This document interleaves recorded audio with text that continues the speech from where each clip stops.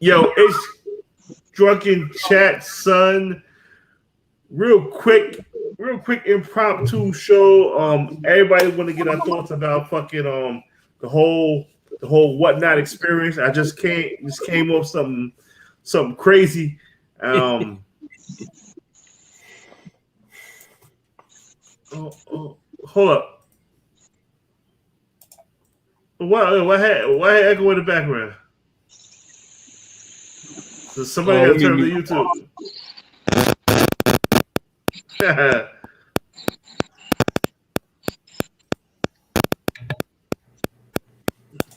No, that's not me because I ain't got no audio playing in the background. Hold on. Nah, that ain't me That neither. might be me. Hold on. I'm outside, so it can't be me. Phil fucking up. You know what I'm saying? But yo, I just want to get like a lot of people like yo, tell me about your whatnot experience or whatever. Yo, so far so good, man. So far so good. Yo, if you a new seller starting off, you're gonna take a lot of L's. That's for sure. You're gonna take a this what this thing showed me is eBay bullshit. Could be. Yeah, man, it's ain't really no way around it, man. eBay is a crock of shit at this point. Um, because you always, as you would always say, fucking real foot. It's fucking with And foot. I think to a certain level, people don't want to seem like, oh, I'm a conspiracy theorist, or you don't want to seem like a hater or a Debbie Downer. So people they'll say, oh well, no, eBay. It's not that many. It's not that much market manipulation going on. This, that, and the third. Well, see, here's the beautiful thing about this whatnot thing. You really can't manipulate the market on there. Books are pretty much going to sell for what they sell for just based off the fact that that money is coming out in real time. Word. So if you don't got the money in your account, that shit is gonna, that Son, shit is gonna bounce back. And not only that, but whatnot, if you have too many rejected payments, they will shut your account down. that's So the when scary people buy part. books on this app, they really buying books on this app. That's the scary part because I bought a book and I was like, I paid this motherfucker on Thursday and shit. They took that shit right away. I was like, oh no, wait. That shit was kind of crazy. Phil, you got your same situation correct? Yeah, we're good. We're good. Yeah. When's So take two? I don't know yet. We'll see. 2BD. Follow me on Vintage Comics and Toys, and I'm gonna announce our next show. So so I had yeah. what happened with your joint? Yeah, I was just one of a million things, I don't want to talk bad about the app, but there was a glitch and people were not able to check out. So I'm waiting to hear back on a solution from the team over at Whatnot. So we'll see what's up. But yeah, I mean, as I stated on my Instagram, people who won could not check out, and people who were winning bidders could not bid again in the same show on my show. So yeah, Whatnot was really responsive. They replied back to me in a day, and we're just looking to see when we can move forward. But I had a really fun time at the show. I bought my first comic book on the with you, Mel, tonight. Oh So, yeah. I got your label printed out, ready to go and yeah, shit. man. How much was the shipping? $8 for one book. See, I'm trying to fix that. I'm trying to fix because Mel, $8. which preset are you using for your books? I made my own, but the shit didn't save. Like I put £1 and I put the dimensions is kind of low. So $8. Like I want to ship priorities. but I want this shit to be like $6. You know what I'm saying? Because I got a problem with the chick in the post office. Every time I ship my shit first class, she sits there and she waves this shit all extra crazy. But by it being £1, I could definitely add the bubble wrap and all kinds of shit. Make sure shit get there safe and shit. You know what I'm saying? Yeah, I think the weight determines whether it's going to be first class or not. If it's a pound or more, I think anything over a pound is going to be priority. Yeah. So I think the thing about that is just to tell people, look, shipping going to be $8, but it's going to be priority, and I'm going to pack your book with everything sensible that I can to protect your book. And the good thing about it is, for every additional book that they buy, it's only $1 extra, to add on for that. So what I plan on doing on my live sale this Thursday is having a bunch of books that's going to be like add-ons. Like, here, this a good spec book. It might hit, it might not hit. Bid on this. It's probably going to end at a couple of dollars to add on to your big purchases and make it worth it to ship everything together instead of paying $10 for one book and then $8 for shipping. That don't even make no sense. Yo, it's fucking Wednesday.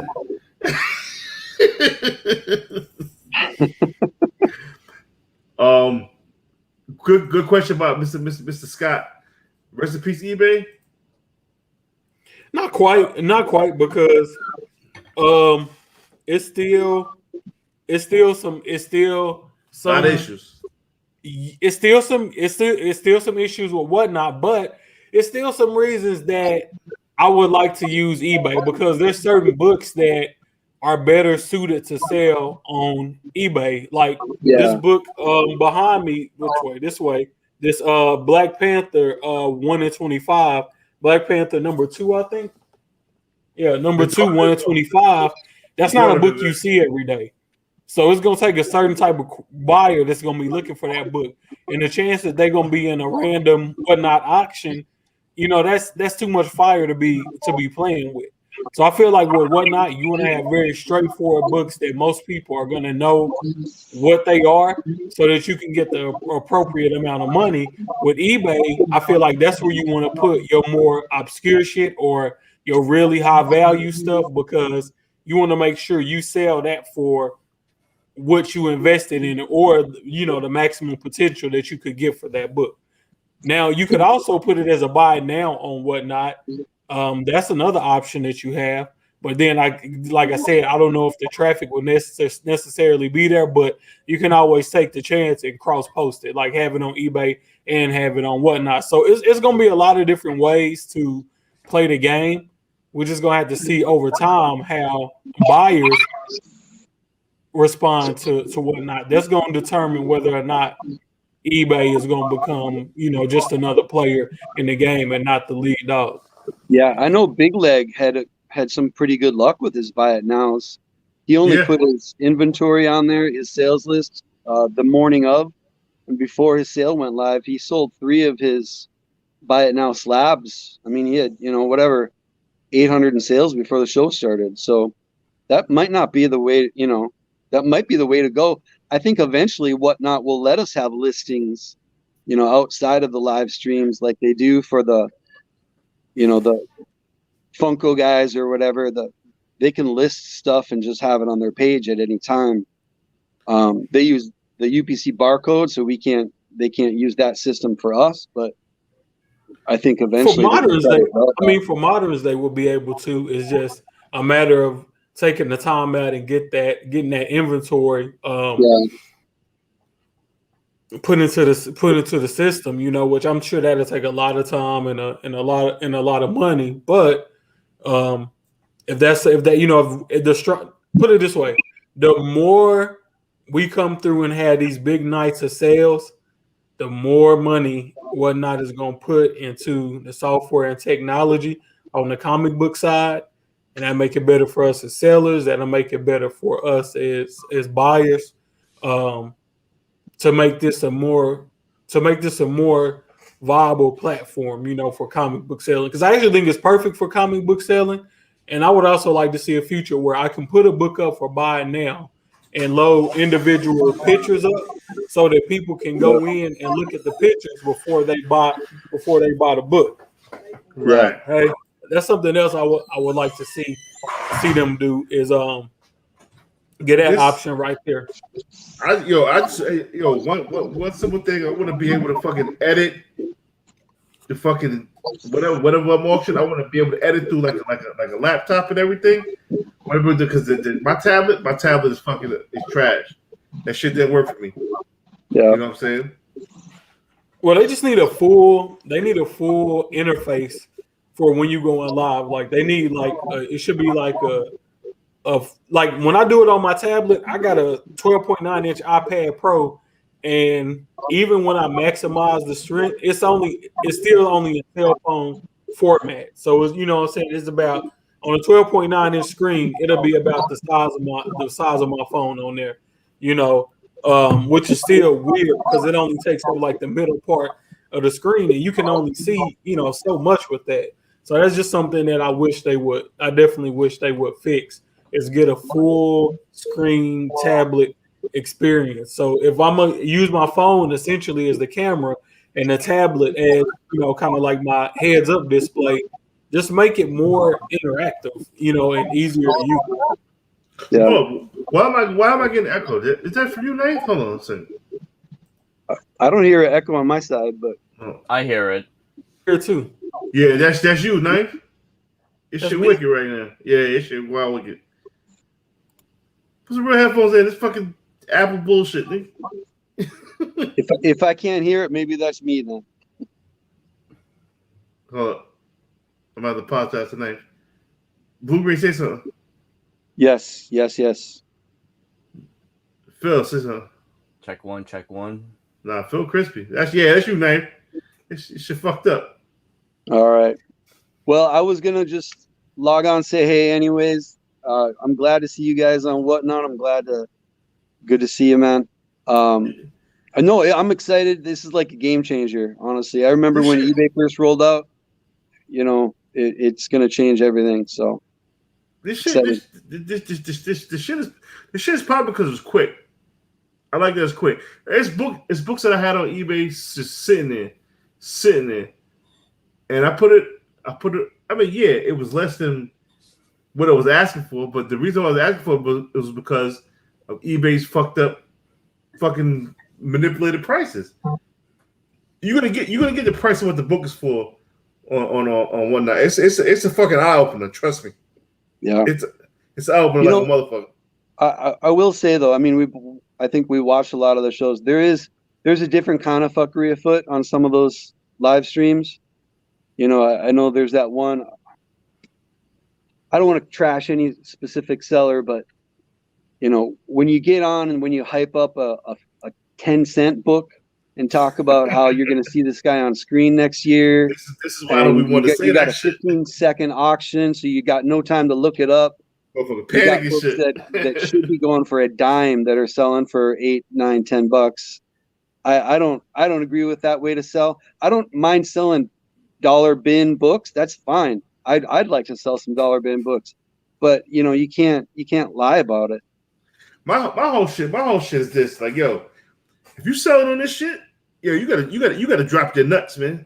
You gotta drop your nuts. Don't be scared. Like, motherfuckers are scared to bring out the heat, and I know motherfuckers got heat. Motherfuckers are scared. It's $1, 1 minute, man. Let's fly. You see the shit I was. This is like, I ain't even fucking trying to toot my own horn, but I'm not playing. I am not playing when it comes to this shit. I got shit I want to get rid of. I got some fire. I got some heat. $1, 1 minute, man. That's it. $1, 1 minute. I don't fuck around with that shit. You know what I'm saying? Bring the fucking heat. I see motherfuckers just sitting there bringing out just some garbage, man. Like, yo, come on, man. It should set up for $2. I don't give a fuck if you have 50 fucking auctions and all you should sell for $2. I don't want to pack fucking books and fucking. I don't want to pack $2 books all goddamn day. Nah, I don't want to do that. That shit ain't worth it. It ain't. So when are you gonna put up your miles?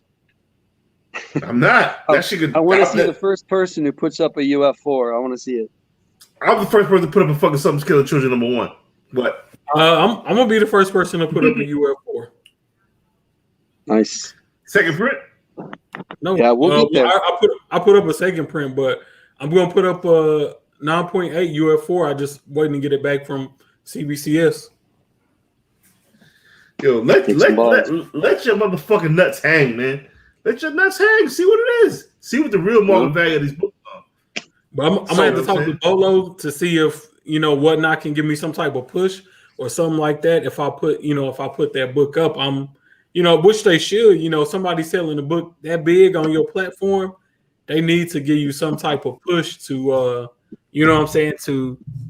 to kind of let people know, hey, this, we got this book coming up on this platform. Something else I was thinking about and that I was trying to figure out the other day. So when you sell stuff on Whatnot, it goes to your Whatnot account and it sits there until you cash it out. So that 8% they charge, do they charge that for cashing out, or do they take that off of your total sales once everything reaches the buyer? They take it out as they go along. I was supposed to get a certain amount, and I did my calculations. I was like, all right, so they take shit out as they go along. So once they pay out on that, once the person get their books and everything, they pay out in bulk. They should be coming like fucking 2 in the morning. Should come like 3 in the morning. You know what I'm saying? You just get alert and you wake up to bread. You feel me?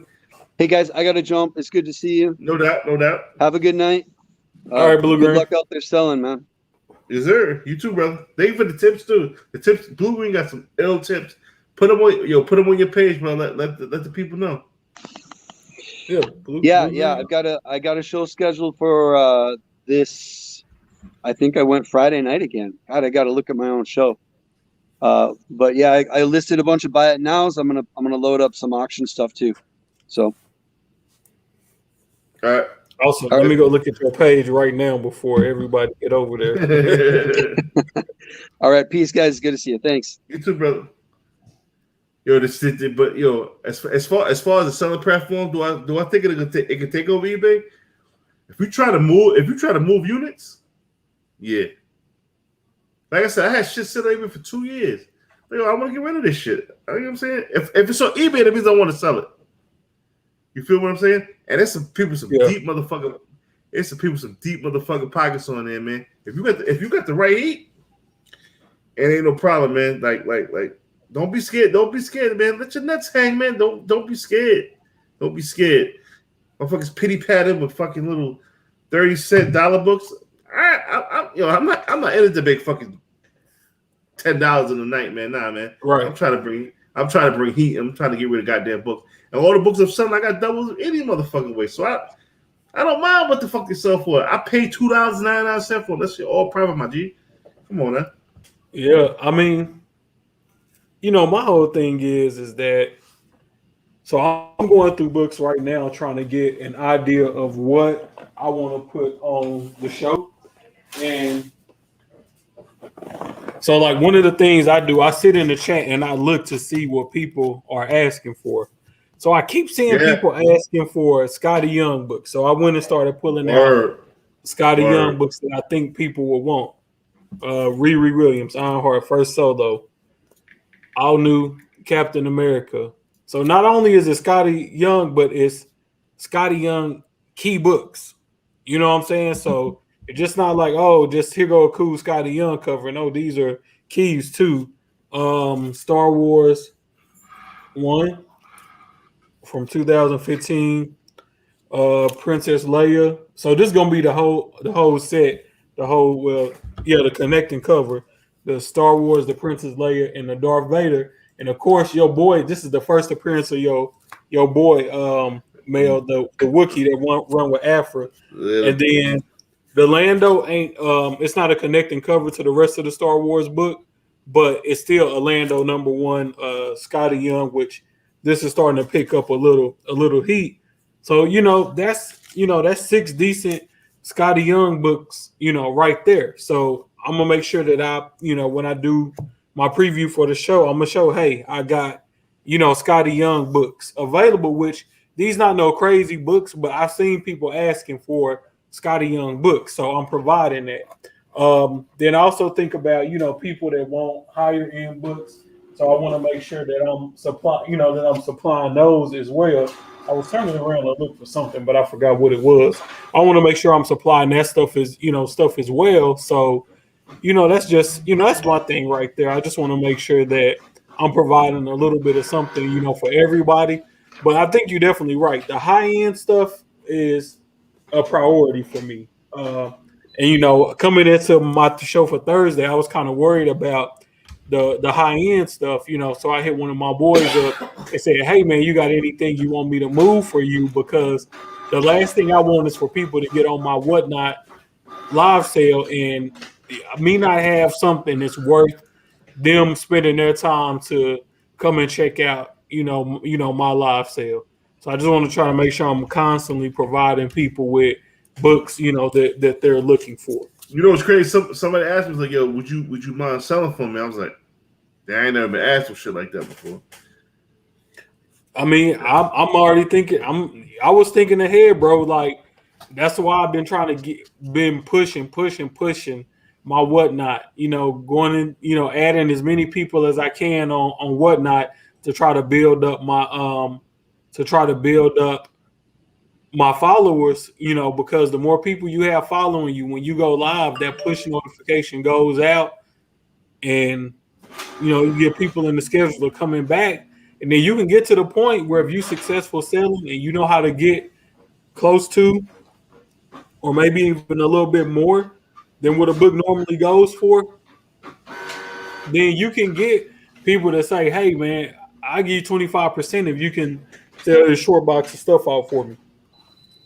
Yeah, but I'm not trying to take that taxes though. Yeah, that's true. That's true. But that's why I say, if you're gonna jump into that realm, you got to do it all the time. It's just not something you can do every once in a while, because what happens is you do it every once in a while. And let's say you do 5 different shows for 5 different people, and you hit over $2,000 each time. That's 10,000. That's pushing you closer and closer to that 1099. Which is, like I said, getting to 1099 ain't necessarily the worst thing on earth. Yeah, but see, people say 1099. 1099 not the worst thing on earth, man. And to get a lot, you gotta have virtual screen. Nah, not really, not really. You just son. It's with anything in life, man. You step into any place, man. You gotta let your nuts hang. You gotta be you. You know what I'm saying? You just gotta be you. I ain't never sold on this shit a day in my life until the other day. Come on, man. I G'd up. You know what I'm saying? I came up. They be like you can say, "Oh, you got a platform." Yeah, I got a platform. The reason I got a platform because I just be my motherfucking self. I come in, spit my shit, say what I gotta say. Motherfuckers fuck with me. If you don't fuck with me, don't fuck with me. If you fuck with me, you gonna fuck with me, you gonna get a deal. Period. You know what I mean? It's your choice, man. It's your choice. But you gotta have that. It's one thing also to sell, you gotta have that personality. You ain't got that personality, man, you're gonna be dead in the motherfucking water, B. That's I be looking at some of these motherfucking lives. Motherfuckers just sound so goddamn dead, dude. Like, and they wonder why they book some of $2-3. Come on, man. I have this book, and it's a really good book. Yeah, you guys should buy it. Yeah, that's. And you can't do that. You gotta let your motherfucking nuts hang. Let the motherfuckers hang. And Phil, I know you got fire. Bring that fire out, B. Man, dude. Go. I mean, really, like I was gonna have a 300 book fucking show, for the premiere. But first of all, don't do that. But you know what? I'm super excited. I mean, I want to spend a lot of my time on Whatnot this summer. I don't have shows until New York Comic Con or Baltimore, so I mean, like, I want to invest the time and see what's up. So I'm getting together with Jack at some point, and we're just gonna do it up, man. So I'm super stoked, man. Like, and yeah, you gotta have everyone's got their own personality, right? I'm used to it. I sell live at shows, you know what I mean? But you find your own way, you know. You find your own lane. Yeah, and it's exciting, man. It's like fucking gambling, bro. It's like from the buyer side, it's like, oh man, can I get this at a good price? As a seller, I'm like, oh man, is there going to be a bidding war? You know, like what we saw at Mel, like a couple listings, you know. So it was some books. I was like, it was some books that was like, I was like, damn, I ain't think like that second period of cards that showed itself like $24. I was like, damn, I was kind of bummed out. But there was some other books that fucking sold for like, I was like, damn, I didn't expect this shit to fucking hit. So it's all gonna balance out. Like that Killmonger, that shit sold for $17. Did not expect that. Fuck, I wanted that book, man. God damn it, man. Fucking Chipotle had to have a buy one get one free bowl today, man. And, I went up there for the I saw that. God Country 1, so God Country 1 second print sold for $25. Department of Truth number 2, the set sold for $44. You know what I'm saying? I was surprised that set sold for $44. If I'm just being G. Don't be surprised. Don't be surprised. Motherfucker knew what that book is. And motherfucker, I was hot the other day when I saw somebody on IG selling the 1 in 50 Starface Man for $350. I'm like, what is you doing, bro? Like, if you need money that bad, like, I don't know, man. Like, that's not a book that you mark down. Like, you know what I'm saying? That's not. And they were constantly marking. If you go back and look at their timeline, they were constantly marking the book down. They started at like 600 or 700, 500 or something, worked their way down all the way to 350.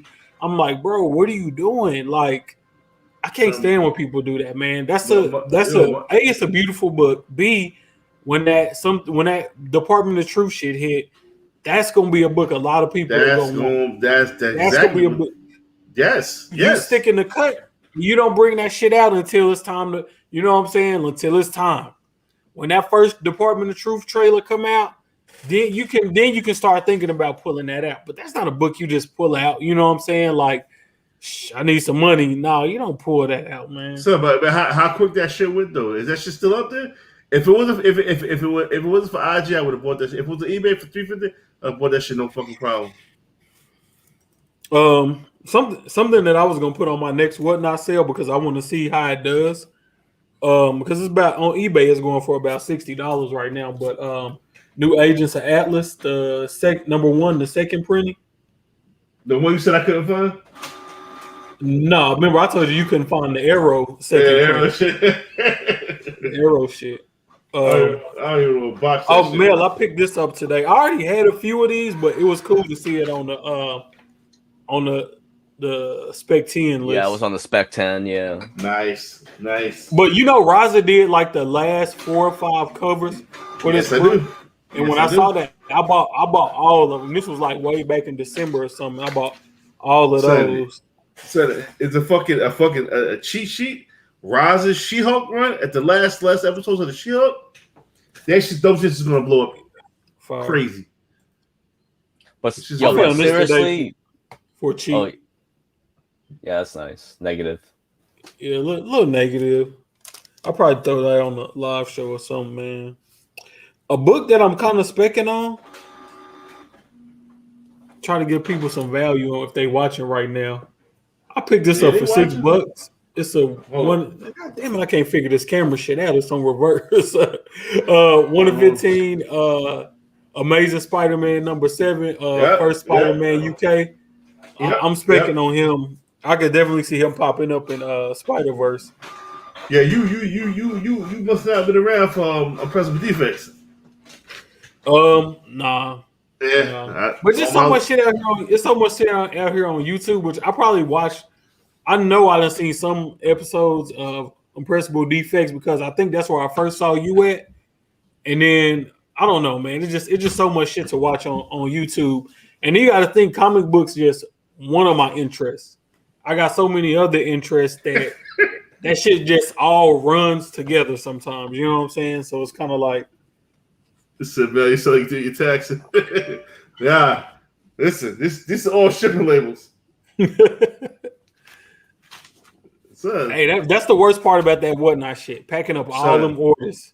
And this motherfucker be like, yo, you got this, you got that, you got that. Like, I'm ready. I was ready to go to bed fucking 3 hours ago. Like, damn, I'm ready to do another one. I'm gonna be ready Wednesday, man. I'm gonna sleep in that morning. You know what I'm saying? I'm gonna make sure I'm well hydrated, drink a gallon of water, eat all of that before I get on that motherfucker, and then I'm gonna just rock out until I can't go no more. I gotta get some ice. Go ahead, hold on. But yeah, man, Phil, I hate to see that happen to you the other day, man. I thought people was about to cancel whatnot. I was like, oh man, they done fucked over Phil, man. We about to cancel this goddamn app. Yeah, it's all good, man. I mean, I'm really thankful that the comic book community is, no one gave me any crap. I mean, this stuff happens, and yeah, I'm good. I'm just excited. I can't wait till we rerun the show. We're gonna have every single book that we listed, and the show started out really well. So I'm just excited, man. Like, I just can't wait to get back on and just do this. And I have so many other different lines too, and I got Funko Pops, I got sport cards, I got, I mean, I can just. Oh yeah, you go. I got product for days, man. So, but I mean, there's nothing wrong with, just on the other side, like, yeah, some people don't want to go all balls out. I mean, yeah, well, maybe just sell like 20 or 40 books that you didn't invest much in, right? Sell some dollar fodder. Fuck that. You can't, but I mean, some people don't auction on eBay regularly, bro. Like fuck that. I mean, I don't auction on. I'm only I don't buy auction it now on eBay. I do not auction on eBay. My whole shit is if you got heat, let that heat fly, man. Let that heat fly. That. Of course, I got a whole. I'm going to be posting some bullshit soon. But first, I'm letting my nuts hang. Fuck it. You know what I'm saying? I ain't never been about being scared. I ain't never been scared of shit. You know what I'm saying? Like, I don't give a fuck if the book would have sold for $2. Guess what? I'm shipping that book out for $2. Motherfucker got a deal. You know what I'm saying? I don't give a fuck. They comics, bro. And I bought them shit for $3.99. If this shit sells for $10, I'm making profit. I'm in the motherfucking green, baby. You know what I'm saying? Phil, I know you got the fire. Don't be afraid to let that fire go, baby. You got heat, my dude. Dude, I posted my wall. I was ready to go, man. So you got that first Boba Fett. Let that shit go dollar, man. $1. You know what I'm saying? 1 minute. I think the thing about it is you got to advertise that shit right. You know what I'm saying? Like, advertise the fuck out of it. So when it comes time and say because you can go in and you can use. Hold on. Mel, you right. I might have to drop this Apple shit. I might have to drop this Apple shit and get me some regular headphones. But I'm telling you, I wasn't even planning. I'm sorry, I mean to cut you off. My fault. No, I was just gonna say, if you can go in ahead of time and instead of putting an auction up, you can use that auction listing to make like notes and tell people. Show start at 8. At 9 o'clock, we auctioning off first Boba Fett. Bidding starts at $1. That shit gonna make his rounds. People gonna be there. I'm very interested to see how many people I have on my show on Thursday at 9 because Mel, at one point I saw he had like 80 people up in there. I had 80. Bolo was like, yo, he never. Yeah, he was busy. Bolo was like, yo, he and I really didn't even promote crazy. You know what I'm saying? I know Skeleton Key Comics, they had like 120. I want to get on that level because they was dropping some heat. They was dropping some fire. I ain't gonna hold you. They was dropping some fire. You know, you got 227 followers, Mel, and I'm at like 315. But see, you got more organic followers than I do. Me, it just come on the strength that any person I see in the comic live show, I took your wave. I saw your whole style. That shit key. If I see a dude just wilding out, hitting the fucking auction button, I'm adding you to my shit, my nigga. Like, yo, come on through. Cause I know, and people they be like, yo, who got? ain't really nobody trying to study something's killing the kids. Everybody asking for the something's killing the kids. Ain't nobody dropping it. I dropped number 1, number 2, 4th print, and motherfucking number 6 to retailer. Nuts hang, baby. Let these nuts hang. Yeah. So the next thing that I'm looking at doing is I feel like this is the thing I always think about. So I'm in Dallas, which is one of the biggest markets that you could be in for almost anything because you got over 7 million people here. It's one of the biggest masses of land that's fully, that's fully developed for over 100 miles each way. You know what I'm saying? Because you got Dallas, you got West, Austin, Temple, Killeen, San Antonio, loop back down to Houston. This belt in Texas is just populated as hell with several major cities. So this is a good area for comic books because you still got a lot of comic shops. You got a lot of comic shops that are over order on shit because they know they're gonna sell it one way or another. That's why I was able to go into a comic shop just this past Saturday and buy damn near a full run of Stray Dogs. Damn near a full run of Stray Dogs. Think about how crazy that's a book that even if you're not even what they call pro level speculator, even if you just a dude that read comics, you should pass by that book and know that shouldn't be sitting right there. I would hold every last one of them motherfuckers. Yo, I want to respond to this right quick. I'm happy you could let your nuts hang, but no, you're right. Listen, but you don't have to let your nuts hang. But if you're selling books, if you want to sell books, let your nuts hang. You know what I mean? Don't come on. If you want to sell books, what are you selling? What are you selling? You got heat. Let the heat fly. You want to make money. Yep. I ain't knocking nobody who don't want to let their nuts fly. I'm just saying, if you want to make a name for yourself and it's whatnot joint, that's what you do. But again, I'm gonna tell you this. I ain't mean to cut you off. I took losses on some books. I'm fine in saying that. I bought a Darth Vader #1 9.8 for $150 a few weeks ago. I sold that for like $145, so I took a $5 loss on that, right? And it's gonna be even more of a loss once Whatnot take they 8%. But in my mind, that went towards people seeing, okay, this dude constantly posting fire. Now, once I started going through the list of some of the other books I sold and the profit I made on that, just one book that I posted alone. I posted one book that I sold alone. I paid $15 for, and that book sold for 20, damn near 20, not 20, but at least 10, 15 times that. So I'm like, okay, I took some losses in some places, but they were small losses. But my wins were way bigger than my losses. I had so many books that I got for $1, $3.99 that I was selling for $60, $70, $50. That shit adds up, bro. And to a certain extent, the big books is just there to draw a certain type of viewer. You know what I'm saying?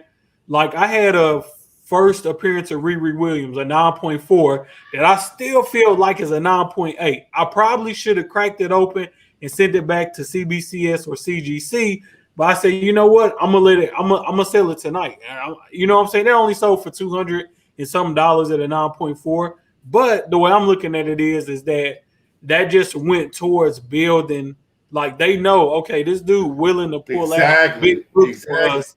You know what I'm saying? Because if you can't start out doing dollar books and stuff and expecting for people to come back, you know what I'm saying, every week to see you post some more bullshit up.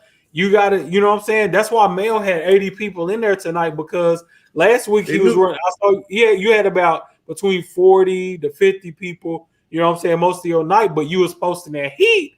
So when you went live this week, you know, niggas start scrambling like, oh, let me see what he gonna post this week. Yo, this is why if any one of y'all was in the street game, you know what I'm saying, you know what tester packs are. Tester packs were something that you give to your customers to get them to come back. The first couple of those are my tester packs. You know what I'm saying? People came back and they dropped they dropped bread. They knew Mel was gonna come back. It's another phrase, old school phrase. Scared money make no money. Scared money will never make money. You feel what I'm saying? You can't be scared to lose, baby. That shit gonna come back. Bolo just said it right here. That shit gonna balance out, B. I'm telling you. It was books that I was doing heat checks on. I was not expecting to get the fucking price that they got. I was like, damn, for real? You got this right here? I ain't gonna tell you what we about to do on Drunken Chat. Remember what we talking about, Knife? Yeah. Well, hold on. As far as we talking about a lot of things. We're talking about a lot of things. What's hot? What's not? You feel me? Okay. Yeah. Okay. That. Yeah. That's the real market right here. But what are people willing to pay? You know what I'm saying? What are people willing to pay when shit is in their face? You feel me? Mm-hmm. You gonna pull out that credit card or not? B, did you really want the book? For real? Did you really want the book, or you just talking to? Because I'll tell you what, if I ever see a motherfucker ask, if I say, "Hey, run this book," and then they don't bid on the shit, or you know what I'm saying? Like, I'm not saying you got to win it, but at least jump the auction up. You know what I'm saying? You say you want this book and it's $100 book. Okay, start it off at 50. Show you really want that book. And then if somebody take it to 110 and your limit was 100, I understand that. But and that's the ill shit, because you can start your auction at anything you want to start it at. Nuts hanging, you starting at $1. But again, my man said, not a lot of people want to let their nuts hang, and that's cool. Ain't nothing wrong with that. You could always change your bid. Like, say, if you want to start the bid at 50, start it at 50. But this shit like a game to me, man. This shit fun to me. You know what I mean? Yeah. There's certain books that I feel like if I pay cover price for a book, I don't mind letting it start at $1. Like, even some of my slabs, I know I paid cover price for it. That's my whole shit. Plus grading, I can start that shit at $1 because I know it's gonna get more than that, bro. It's like if I get my money back, I'm not tripping. Like, I done been in situations in life where I done took far worse L's. You know what I'm saying? We talking way more money, and I done lost everything. Didn't get nothing back at the end of the day. So on a lot of these books, you know what I'm saying, like that Riri book I sold, I bought number 9 and number 7. I bought the whole Invincible Iron Man run, including both of those key books, for like $25 for the whole set. And I sent them off to get graded. One came back a 9.4, one came back a 9.8. Sold the 9.4 back for $200. So now with the grading, what I paid for the books, I'm still up like $115. And I ain't even sold the number 7 yet. So when I sell that, I'm even more up. You know what I'm saying? And I still got more Riri books that I'm sitting on. So if I knew what that box was, I guarantee you the it's Wild Man number 7 and that ugly ass fucking, what is the ugly ass cover? She look like a fucking heroin addict. Who is this? Is that Stephanie Hans? The Hans, yeah. Yeah, that shit would have been up. That shit would have been up today. And I wasn't fucking so late. If I wasn't doing a fucking show right now, I would have probably been addicted to boxing. But I don't. Look, this is my job. This is what I gotta do tomorrow. Sit down, get them. What you need to do is, Mel, you need to get you some sticky. I call it sticky paper. My wife always correct me and tell me the correct thing to do. But we'll go on eBay and order you some of the print. Some of the labels. Some of the paper. So when you cut the label out, it's already sticky, so you just throw that shit on there. I would if fucking Bolo fixed my fucking labels. I got a fucking big ass grandma labels. Yeah, why is yours like that? Because mine's printed out printed out perfect, like a normal size label. Nah, my shit look crazy, bro. Your settings fucked up, B. And you know what I like? I like this shit is drunken friendly because it prints out this fucking this nifty little fucking packing slip.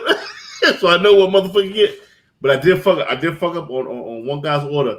I don't know where the fuck that Spider Woman 9 went. There was in his order Spider Woman 9 and fucking the witches. I don't know who got the shit. Somebody got the deal. I don't expect them to come up and speak on it. You know what? Yo, my bad. I refunded him his money and plus I threw him an extra shit for shipping. So I threw him a whole shit. Had to make it right. You know what I'm saying? I'm human. Yeah. I fuck up. You should have went on a live show. I don't know if you said something about it on your live show because somebody could have thought, "Oh damn, Mel threw me some extra books." That that's cool. But you might see a post one day. Somebody might be like, "Oh Mel, you threw these extra books in on on my order. I appreciate it." You know what I'm saying? You be like, "Nah, them one extra, son." That shit's cost to do a business. Sometimes you got to eat the shit. You know what I mean? Fuck it. Yeah, I ate it. That's true. You know what I mean? That's true. Yeah. Like so, I'm sorry, man. So final thoughts. I gotta log out, but I just want to say this app it's a valuable tool. You have a lot of collectors coming into the hobby. You guys talk to them every single week on Drunken Chat, and interact with them on social media, right? There's a lot of people filling out their collections that just got in, during COVID. So, I mean, this is a great opportunity to sell books that you haven't invested much in, right? And it's cash in your pocket now. Like, yeah. I don't think we've addressed it, but you get paid. Mel, you get paid out 2 days after the book is delivered, right, or something, right? That shit come at random times, but 1 p.m., fucking 4, fucking 7:30. Well, I mean, fucking dinner. It come all kind of crazy times, but you get your bread. Your bread will come through. Your bread will definitely come through. And I'll say this, like, just one final point, like, I'm a Comic-Con dealer. Like, I've gone to all the big ones, North, South.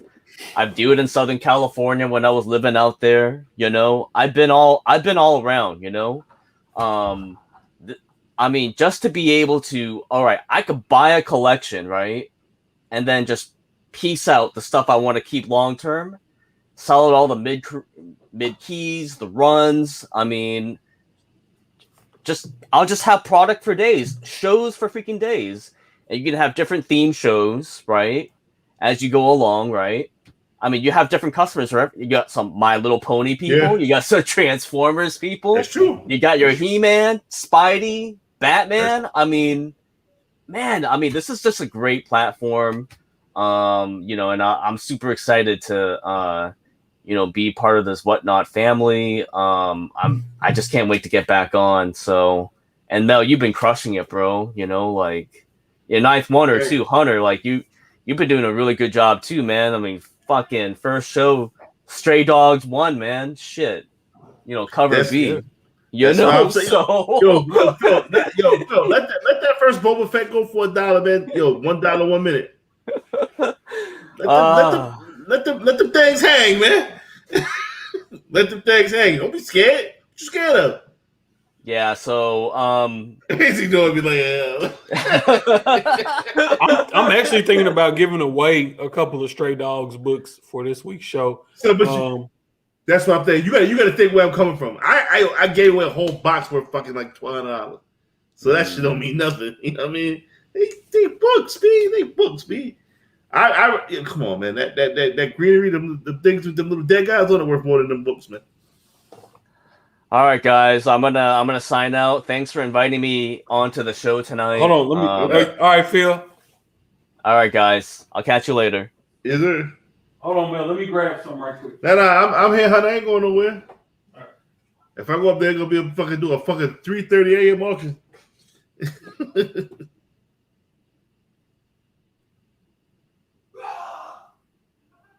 The fuck going on over there? Yeah, but like, yo, and it's all about having fun, man. If you got fun doing this shit, like I had, I'm not gonna have fun shipping this shit, but I have fun doing this shit. You know what I mean?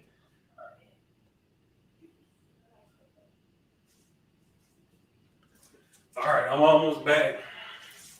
Look at that. See, get that, back to the house. Baby. So we giving this away Thursday.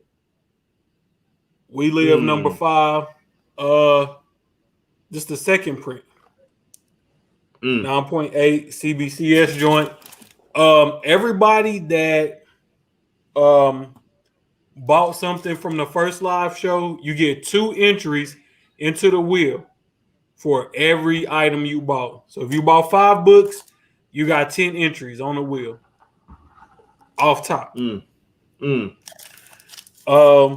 Anybody that watched the live show but didn't get a chance to buy anything, if you messaged me on Instagram, like I told you to, because I ain't really got no way to see who watched the show and who didn't. I really wouldn't want y'all to jump through hoops to have to send me a message and all of that. But I mean, for a chance at a free slab, why wouldn't you? Take 2 seconds and say, "Hey, man, I watched the show. I liked it." Boom, your name going on the wheel.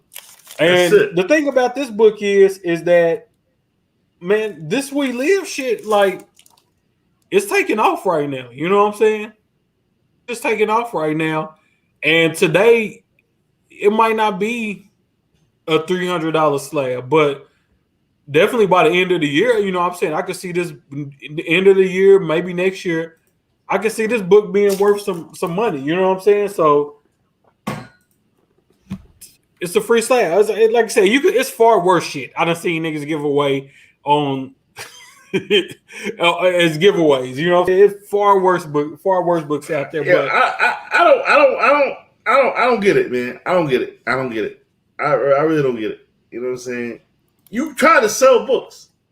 You're in this shit to sell books. You download the Whatnot app to sell books, not the fucking. I don't know, man. My mind different. Maybe because I'm weird. I'm a weirdo. No, Bill, me and you probably agree about this more than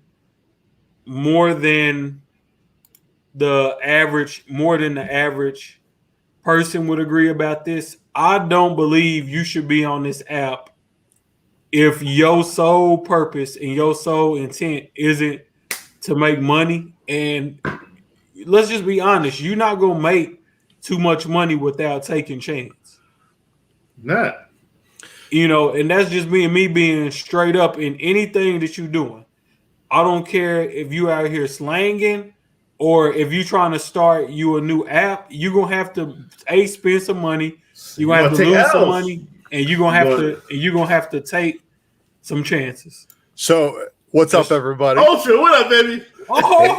Yo, what up, man? Yo, man, it's 1:30 in the morning. I'm wrapping up some presser pre-production, and I'm also sorting my inventory for my Whatnot debut. I don't know when it's going to happen because you guys know I'm a full-time dad first off and foremost. So the dad life has me first, and then I still got my responsibilities for my subscribers, and but I'm pulling inventory right now, and let me tell you, I'm watching a whole bunch of things go down. I'm watching all the educational value that's being thrown into this. So here's what I'm going to do. Here's my approach to things. So as I pull this inventory, what I'm going to do is I'm going to go live on my own channel. I'm going to show everybody my inventory, and I'm going to get my live feed to tell me what they want to see in the auction. And I'm going to take the best books nominated by my own live chat, my own live stream. I'm going to advertise this live stream before I do go live for the inventory call. And then once the inventory has been called, I'm going to pick those specific books, and then they're going to go on the Whatnot. And I'm going to start some of the auctions at $1. Some of them, just to make sure Mel knows that I ain't got no problems hanging out, bro. So, but there's going to be some other ones that I will not start at $1 because I ain't stupid. So, but that's the beauty of it. You don't have to start them all at $1. That's my whole point. Oh my God. That's my whole point. You don't have to start this shit at $1. No. And I'm probably going to load up some buy it nows too. So I've been sorting through my comic collection, and these bastards right here, helping me out from spilling books over. Right now I've got 4 boxes on the floor next to me, a bunch of on the other side, a bunch of long boxes over here on this side. So I'm serious about this. How many books do you want to do your first auction? Bro, I'm trying to tell you. Dude, don't. Listen, right now, man. What I'm trying to say? This shit is real. This shit is very, very real. So here's the deal, man. I'm happy with doing, if I sell every book that I want to sell that's in that sell pile right now in the two long boxes that I've got pulled. Yeah, I'll sell every single damn one of them. And you know what? I would not mind going out and buying 3 extra cartridges of printer ink and more paper. Yes. Look, man. Yes. We know what it is. All right. But here's what I like about Whatnot. There's probably going to be some slabs I'm probably going to put up by it now before I even go live. And there's going to be other raw books I'm probably going to do the same thing too. I like the buy it now more because let's just be honest. I trade nerd paper. All right. Like I trade nerd paper like people day trade stocks. So I know what my stock is worth. I know what I want for it. And I also know that if I'm going to auction it, I want to leave meat on the bone for my people who are buying it. And I know that if I'm auctioning it off, I run the risk of it selling below market value. But what is market value? Market value is what motherfucker would have paid for it in your face. That's true. But you know what? That pressure of it's a 1 minute auction, man. Woo, you know, like it really doesn't give people a lot of time to do their research. So this is the reason why I think do not have to start the auctions at 1 minute. I would say my shit at 2 minutes. I don't know how far up you can go, but I would say mine's at 2. And I was telling people the reason I'm doing this too is so y'all can get on eBay. Yeah, and see what this shit go for. Yeah, you're right. I did that with a couple. I did that with a couple of my last ones. So y'all, I want y'all got to think about what the fuck I'm about to tell y'all. I mean, we got 2 minutes to fucking look this book up and see what fucking kind of deal you about to get because you about to get some crazy. I should have did that tonight, but you know what? I did it.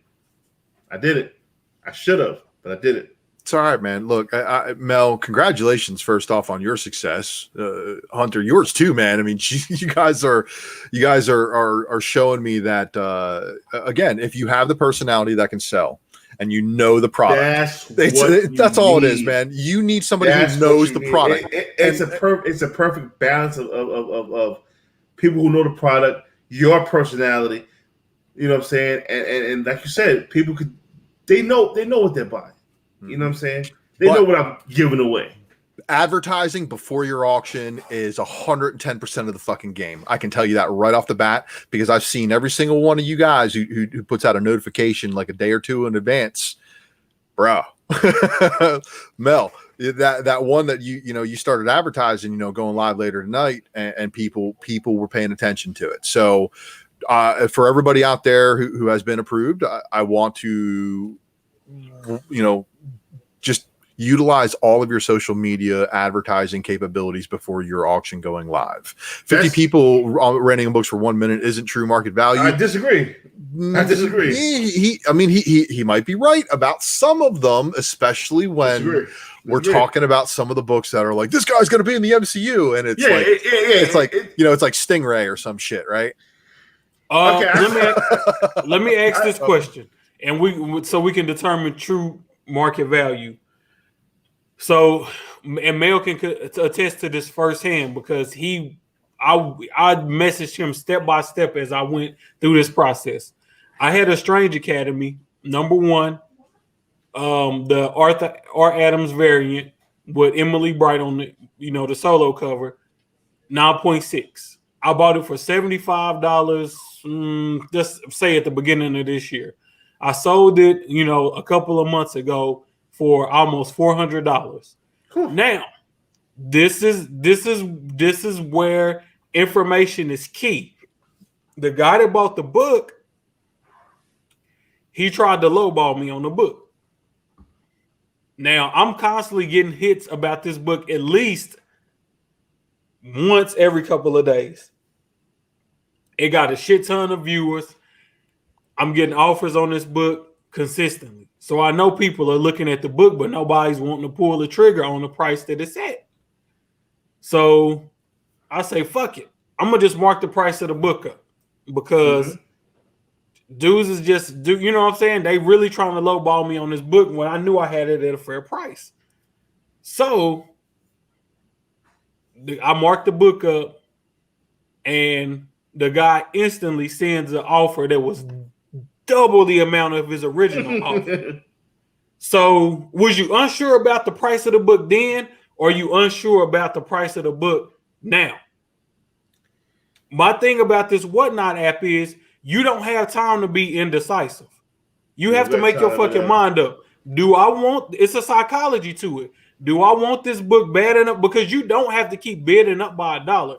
If you want to go in there and manually put in $500 on a book and bid, you can go in and do that. Now, here's the thing about it: when you get people that's in here putting up crappy dollar box bronze books, and that's 90% of their auction, and they not really putting up no real heat, then people gonna come programmed to not they not gonna feel comfortable spending money with you. But when you constantly putting up heat back to back to back, and you got people in that mindset of, okay, we here to spend money. You're not here to shop at the flea market. Not fucking around. They're not fucking around. You know what I'm saying, Nick? You in the moment now. You know what I'm saying? You in the moment museum of modern art. This is what we're dealing with. You have to create your own clientele. You can't, if you get up there and sell dollar books, that's the clientele that you're going. Sorry, I'm spitting and stuff, but that's the clientele that you're gonna attract. If people know, okay, they coming with keys, they coming with modern masterpieces, they coming with books that cost money, that's the type of clientele that you're gonna attract. So now, to address what Immortal's Idiot said, if I go to, let's say I go to a wine auction, it might only be 50 people there, but the pockets on them 50 people are going to be deeper than 99% of America. You could do a one minute auction, and that bottle of wine is going to sell what it's supposed to sell for, because that type of event attracts the right clientele to put a proper value on that. Yep. I give you another, just to segue out of this, for my part, and y'all can say what y'all want to say about it. I give you a perfect example. A lot of times when I sell books on eBay to people, especially in this COVID-19 market where you got all type of money and assistance coming from this, there, and people got disposable income they didn't have before, especially if you worked through the whole pandemic, and you got the assistance on top of that in some cases, or maybe you got hazard pay from your job, so you just had more money coming in. Now you can afford to buy some of these key books. I got a dude right now trying to return a Venom Gold Protector to me. It was a 9.8 slab. This man gonna tell me it's not a 9.8. CBCS must have made a mistake. Can you? Bro, did the label say 9.8 or not? I'm confused as fuck. Can you DM me the price you want for that in the private chat? Bro, I'll take care of it. between me and Mel, either one of us would definitely fucking take care of that one, man. Like, now, what? Here's my thing about it. This dude, we did a private sale. I did it off eBay. Of course. I gave him a price I felt was fair to me, and fair to him. And he's still trying to return the book. You know what I'm saying? So it's kind of like, is it like he's checking you? Like, do you think he'll give me a refund if I threaten to return it? Kind of checking you?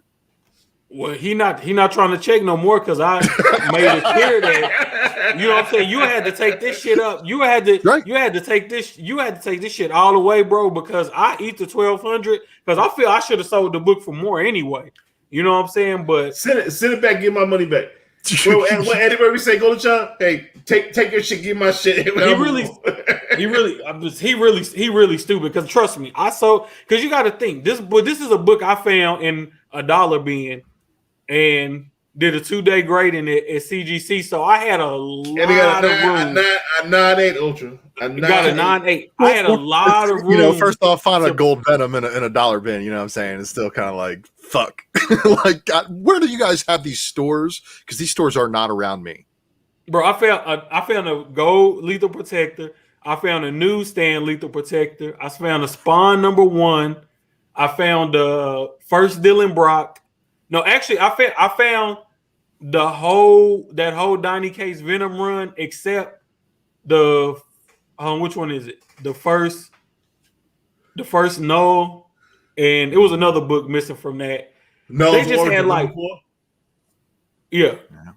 They just had, it just was a bunch of stuff in there. You know what I'm saying? I didn't even really post all of it, because I'm like, man, nobody ain't gonna believe this shit. You know what I'm saying? I just posted the gold Venom because that shit was unbelievable. You know what I'm saying? That shit was unbelievable.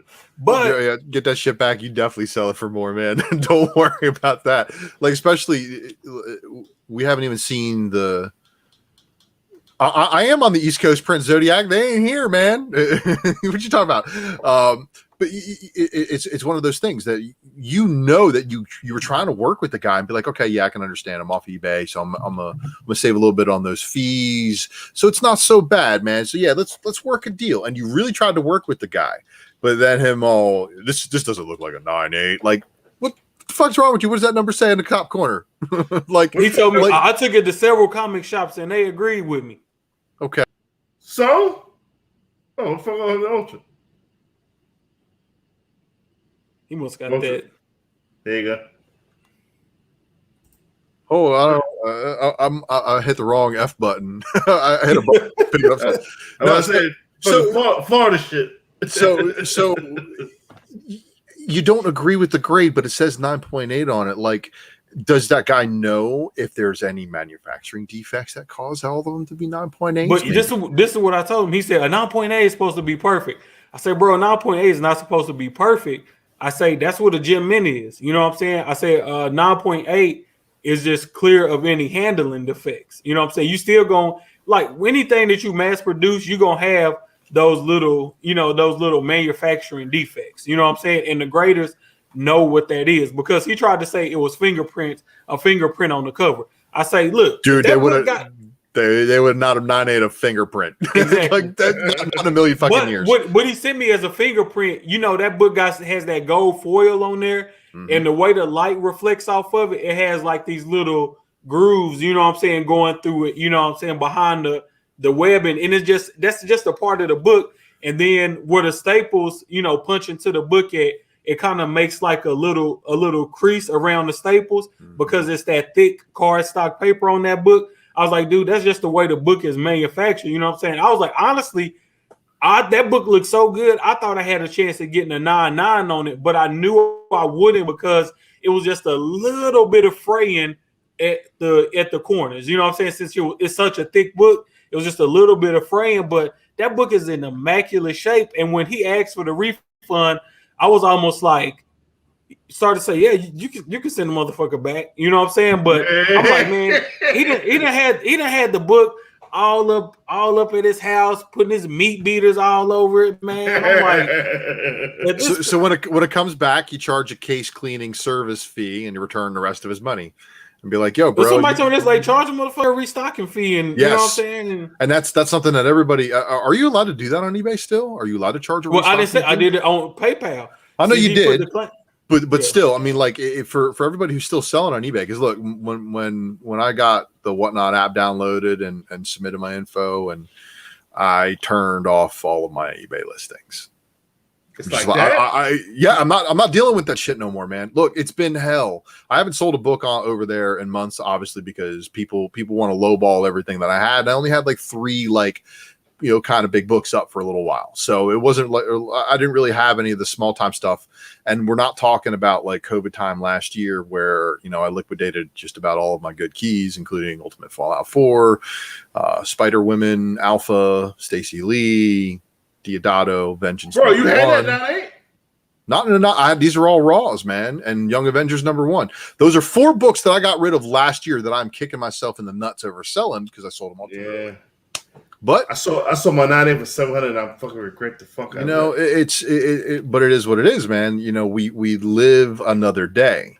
Just because we have sold some of those other things, some of us have been in the game for years, man. Look, and I'm coming up on my decade back into things. You know what I mean? Like, it's wild to be back in the hobby after being out for so long and then being back in for almost a decade, man. It shows how much you dedicated your life to it.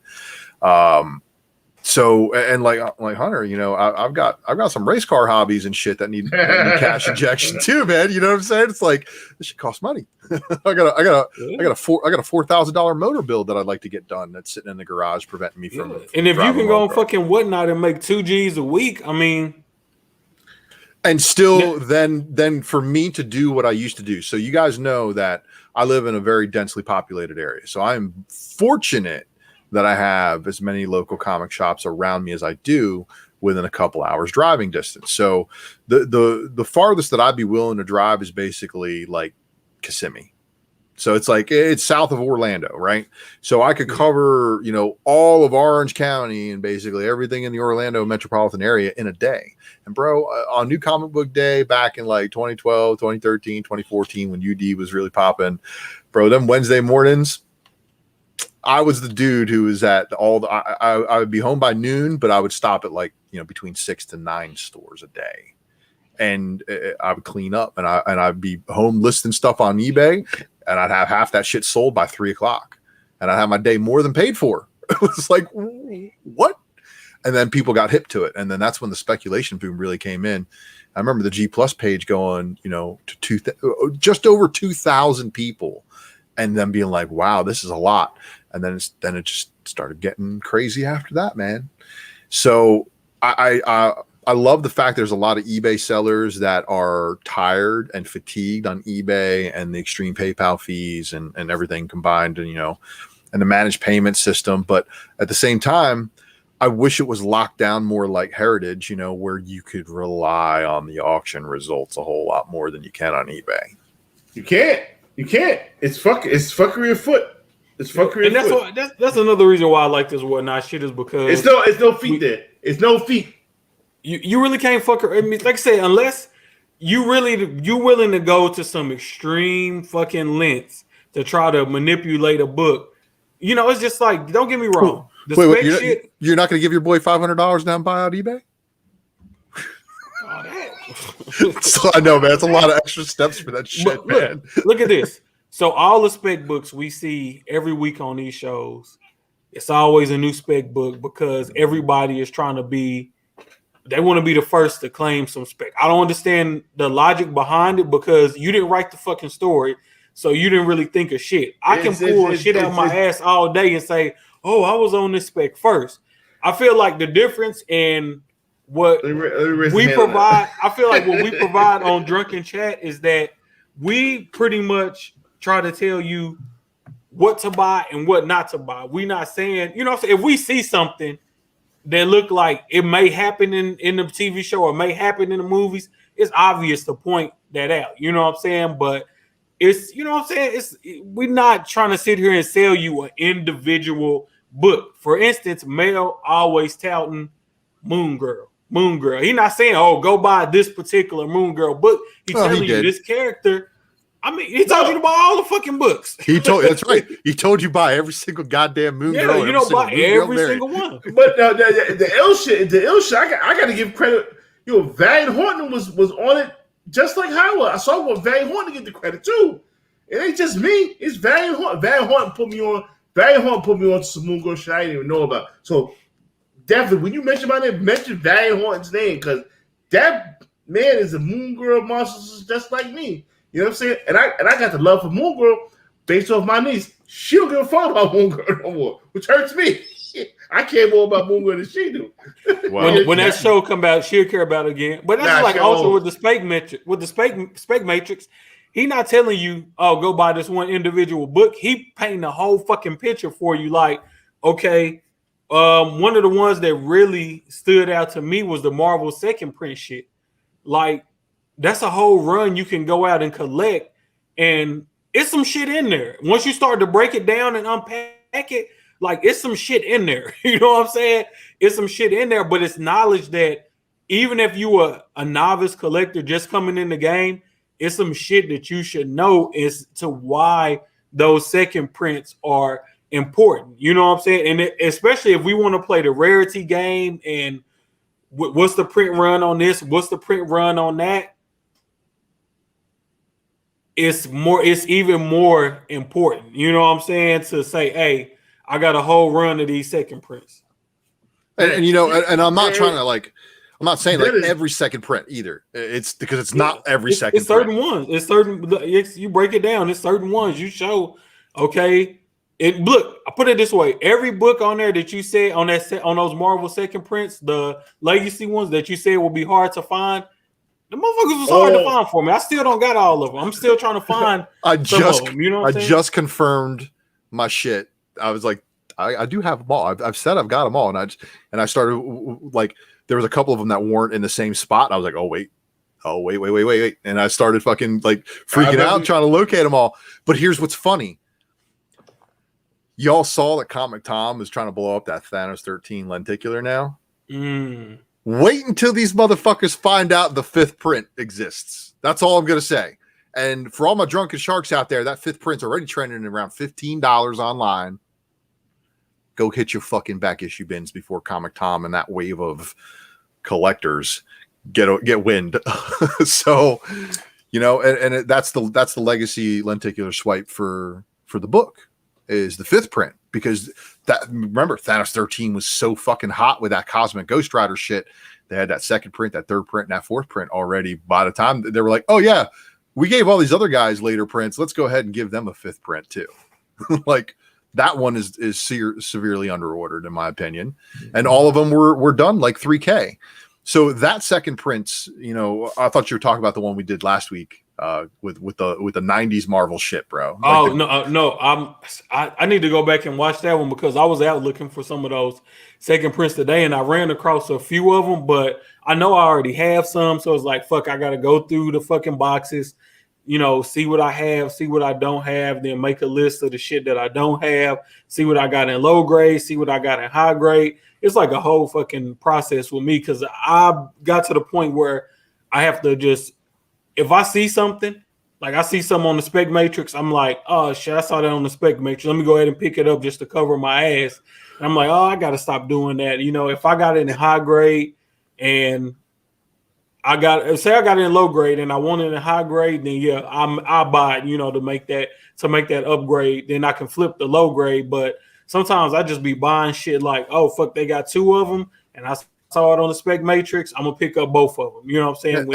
And these guys know I'm buying. I'm not selling when I do the Spec Matrix. I'm buying that shit too. That's that shit that I'm buying, and I'm telling you exactly what I'm buying. The fucking Spec Matrix was, number one, that shit was costing me too much fucking money. I was buying every motherfucker. Let me fall back, but the Spec Matrix is one of the biggest things to ever come to Drunken Chat, and I want to thank you for that and your fucking hard work, because you fucking made a name for yourself, and you made a fucking a part of fucking comic collectability. The Spec Matrix, when the words Spec Matrix come out, you know that rings motherfucking bells. You feel what I'm saying? I love it. So I thank y'all for the support, man. And look, everybody in live chat, Dennis too. I know Dennis don't be watching my show on my channel a whole lot because I see him on other people's live chats, but it's cool. You know, it's straight. But at the same time, you know, everybody who supported me along the way, thank you, because all of this is me kind of sharing my comic book collecting experience and the shit that I learned while I was working in the stores. And then you got Hunter dropping shit like this, man. Fire. This was a fucking Spec. I saw this on the Spec Matrix, and I was like, damn, I gotta have that book. And it's a wild ass story behind this book. Man, I don't know the fucking story behind this book. I never told you this shit. Okay, so I saw this book on Instagram. Once I saw it, I was like, I'm buying that shit. Yeah. I'm buying that shit. The price was too low. So I immediately hit the dude and I was like, can you take $140 for it? He said, yeah. And I said, well, you got another book I want too, so let me hold on. I was like, you got another book I want too, so let me go ahead and get that. You hit him with the bundle? You hit him with the bundle? Yeah, we're going to bundle it out. Then the third book I wanted for the bundle, he had actually already sold that. So whatever, you know, he gave me a great deal on everything. So when I finally got the books in, which it didn't take long, dude was great on shipping. He got my shit here fast. You know, I posted on Instagram, you know, because that was celebratory for me, because I had been wanting this book, and even raw, that book going for more than $140 raw. And you don't see too many CGCs of that book up on eBay. So once I got it, you know, I posted on Instagram because I was happy. Immediately, a guy messages me and says, "Hey man, I think that's my book that got stolen from my storage locker." I'm like, oh shit. It's either somebody trying to scam me, or you know, somebody got. So I'm like, okay, I feel what you're saying, dude, but you're gonna have to give me some proof. So this motherfucker starts sending CGC receipts, serial number, boom, boom, everything. I'm looking over that shit. I'm like that's fucked and up. not only that, I see this book on here, and then also on the forum, I see the fucking Miles Morales second print, 18 second print on there too. And I saw the other book I was trying to buy on there, and another book I wanted to buy on there. I was like, yeah, Buddy not lying. So I hit the dude that I bought the books from. But Buddy who the books belong to, he already kind of knew that the dude that sold the books wasn't the one that stole. So he already had a good idea of who stole this stuff. It just sounded like he wasn't 100% sure. So we went through like a 2-week period, man, where they was like, yeah, you might have to return the books, whoop-de-whoop. You know, so the dude was, you know, messaging everybody that bought books from him. So finally they met with the investigator, and the investigator was like, pretty much like, yeah, it's unrealistic to, you know, message all these people and expect for them to send the books back, you know, this, that, and the third.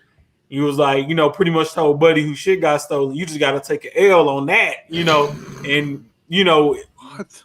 If we prosecute the motherfucker who stole it, then you can seek restitution from him. You know, or if you got insurance, you can file an insurance claim on your shit, you know, whatever you want to do. But at the end of the day, we got to keep the books, which I was happy about because I was like, damn, I don't want to have to be stuck with the moral dilemma of, do I just stop responding to messages? Because I paid my money for the book. Ain't like I didn't steal it. You know what I'm saying? But me being who I am at the end of the day, I would have been like, look, as long as you refund my money, I'll send the fucking book back. You know what I'm saying? I would have sent the book back. But once I got that confirmation, I had to send that shit back. I was like, yes. Deuces. This motherfucker is home. I was clear by law enforcement. I'm good. Yes. The detective was like, yeah, y'all good, man. I ain't got to send shit. He said, if y'all want to, y'all can. But if not, y'all ain't got to send shit back. You know what I'm saying? But that's a good, valuable lesson for people. Man, me, I would never put my books in a fucking storage locker. I would pay for it. If you think about this, if you got a garage, take all the shit out your garage that don't need to be at your house and put that shit in the storage locker and leave the books at your house. Not right, Mel? Restitution for a crackhead thief. Man, but look, straight up, a crackhead really not gonna steal a comic book because that shit ain't liquid enough for them. Crackhead stealing shit that's liquid. Well, I mean, I'm not saying they won't, because a crackhead is steal anything of value, but honestly, the type of motherfucker that's gonna steal comic books from you is gonna be somebody that's in the hobby too, that's close to you, that know enough about you to get to your shit, because they gonna know the people that they need to know to be able to move this shit and get at least half the money that they should be getting for the shit. Crackheads, they want TVs, VCRs, shit like that they can take to the pawn shop. Motherfucker will take anything off your motherfucking porch and try to sell it to somebody. That's true, but I'm just saying shit like this. That's really not a crackhead. That's my neighbor is the wrong neighborhood to be trying that stuff in. Just saying, because my neighbors across the street will use you for target practice just because they need a reason. So don't give them a reason. Crazy. Yeah, you shouldn't be going up in nobody's house or anything. Well, you know, I live in Gunshine, Florida, so it's a little bit different down here. Gunshine. I mean, you know, I'm in Texas, man. They shit. Oh, you guys have the best constitutional carry law in the nation, which we're trying to duplicate. Let me ask both of you a question. Are people going around randomly hitting people in the face in your states? Hell fucking no. No, motherfuckers get shot doing that shit. Thank you. You stupid. If you you come to Florida and you try to start a fight with somebody, there's a pretty high probability that person has a concealed carry permit and is probably going to shoot you. And they're not even going to throw a fist. They're going to take one hit and just be like, plop. That's it. That's what I'm saying. Like, yo, don't fuck around down here. Okay? I don't know why New York is not an open carry state. That because 99% of shit happening. Mel, we know why. Why? The bureaucracy that runs your region they're the ones who want to charge you guys like what $45,000 for a concealed carry permit in NYC. Yeah, it's something crazy. Something fucking ridiculous. So it's yeah, definitely something crazy. So again, he lives in Texas. I believe the saying is "fuck around and find out," and I think it is down here too. Don't fuck around, no. It's definitely crazy. There's nothing in my house that is worth your life. Plain and simple. Plain and fucking simple, man. Did anyone on eBay just go pick up the 5th print of Thanos? God damn it. I'm sorry, Sharks. I didn't mean to do that to you this evening. Man, you know the Sharks, man, they don't give a fuck, man. They smell blood in the water. They gonna fucking why eat it up, why the lenticular now, man? That's all I want to know. What, man, I'm gonna say this, and I'm gonna just be candid. When it comes to people like Comic Tom, I don't have anything against him as an individual because I don't know him. But at the end of the day, I feel like it's more so on the viewers to understand what type of content he's bringing to you. You know what I'm saying? And I don't care what it is. If a motherfucker tell you, hey man, go jump off of that bridge, you're not gonna hurt yourself. And you get to the edge of the bridge and you look down and it ain't nothing but cement down there. Even if you were jumping in the water, it's a good chance you can kill yourself. But if it ain't nothing but cement down there and you still jump off of it, you just a dumb motherfucker. I don't care what the nigga said to you that got you to jump off the bridge, you dumb. So when people say, oh, well, you know, they try to blame people like Comic Tom or whoever, you know, for the hyper aggression that we have when it comes to spec. But for every Comic Tom and everybody that does, you know, a list without providing any factual evidence or anything or any statistics or any sound reasoning behind why you should buy this book or that book, it's another 100 people telling you don't fall for the traps. Don't fall for the traps. You can come here every week. Ultra gonna give you books to go and hunt for. If I'm gonna tell you this, them second print, the Marvel Legacy second prints.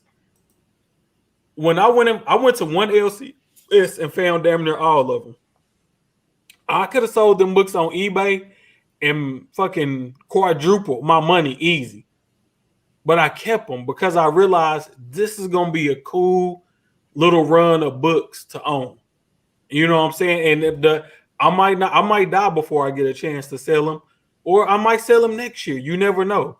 People could catch on and say, damn, that Marvel Legacy second print run, that's a nice run to have. And them shits could just start shooting. You don't know where collecting is going. And It's more than just collecting key books. It's more than collecting, you know, first appearances. It's more than collecting retail incentives. It's so many different ways to collect. If we go back even 2-3 years ago, 4 years ago, people wasn't collecting second and third prints like that. Not for the record-breaking numbers we done seen on some of these books, but that's a thing now. Some They're people ridiculous.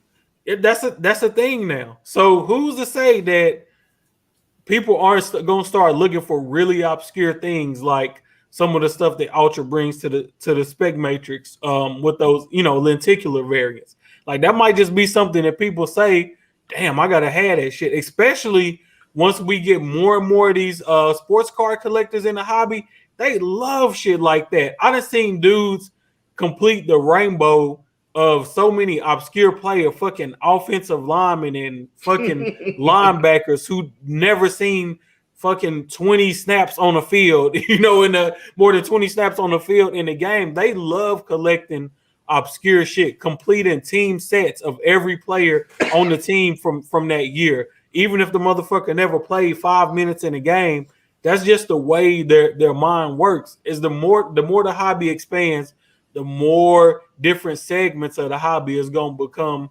collectible. That's just like the fucking Vampirella shit. I don't know who buys that stuff. Yo, I never went into crazy. A comic shop.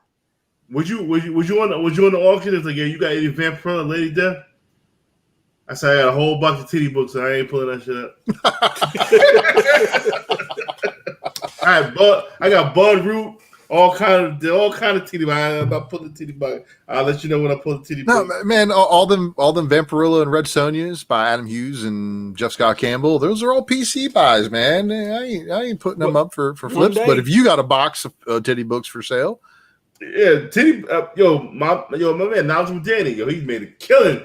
Yo, did you guys see that Essentia number 5 Perillo nude variant? I felt like I did. I can tell you I haven't. Fuck, let me find that shit. Look, he got a titty box too. Look. What? Dennis, stop you commenting, but you could be in here talking to us, man. Jump in the live, man. Yeah, let me send him the shit. Lucio Perillo. Oh, Essentia number 5 variant. They also did a second print of this one. I saw that somewhere. I forgot where I saw it on one of these shows. Yeah, that. To the titty box. Oh, Dennis, I'm sending you the link right now, bro. If you want to come through, Yeah, don't look. One day, them damn titty books are gonna blow up. Them damn titty. Look. Jungle Fantasy, everybody. If you watch the Professor tomorrow night, I got some Jungle Fantasy number 2 for y'all tomorrow. Bud Root. I got a whole box of that Bud Root titty shit. And it could be for a lot. It could be for political reasons. Maybe they say you can't print shit like that no more. What do you think gonna happen with them titty books? They're gonna be still be that goddamn box and waiting for another. I know. I found my Pepe Le Pew Starfire cover today. Titty books. Yo, Dennis, I sent you the link. Yo, Ultra, what do you got in store? Because what do you possibly might sell on your whatnot appearance? Pull something out the box. God damn it, Mel. I know he got some shit over there. I know he got some shit over there. All right, I guess we're gonna do this. Wait, let me get some ice first. Hold on. Hold on, look at this one. Oh, Mel went away, but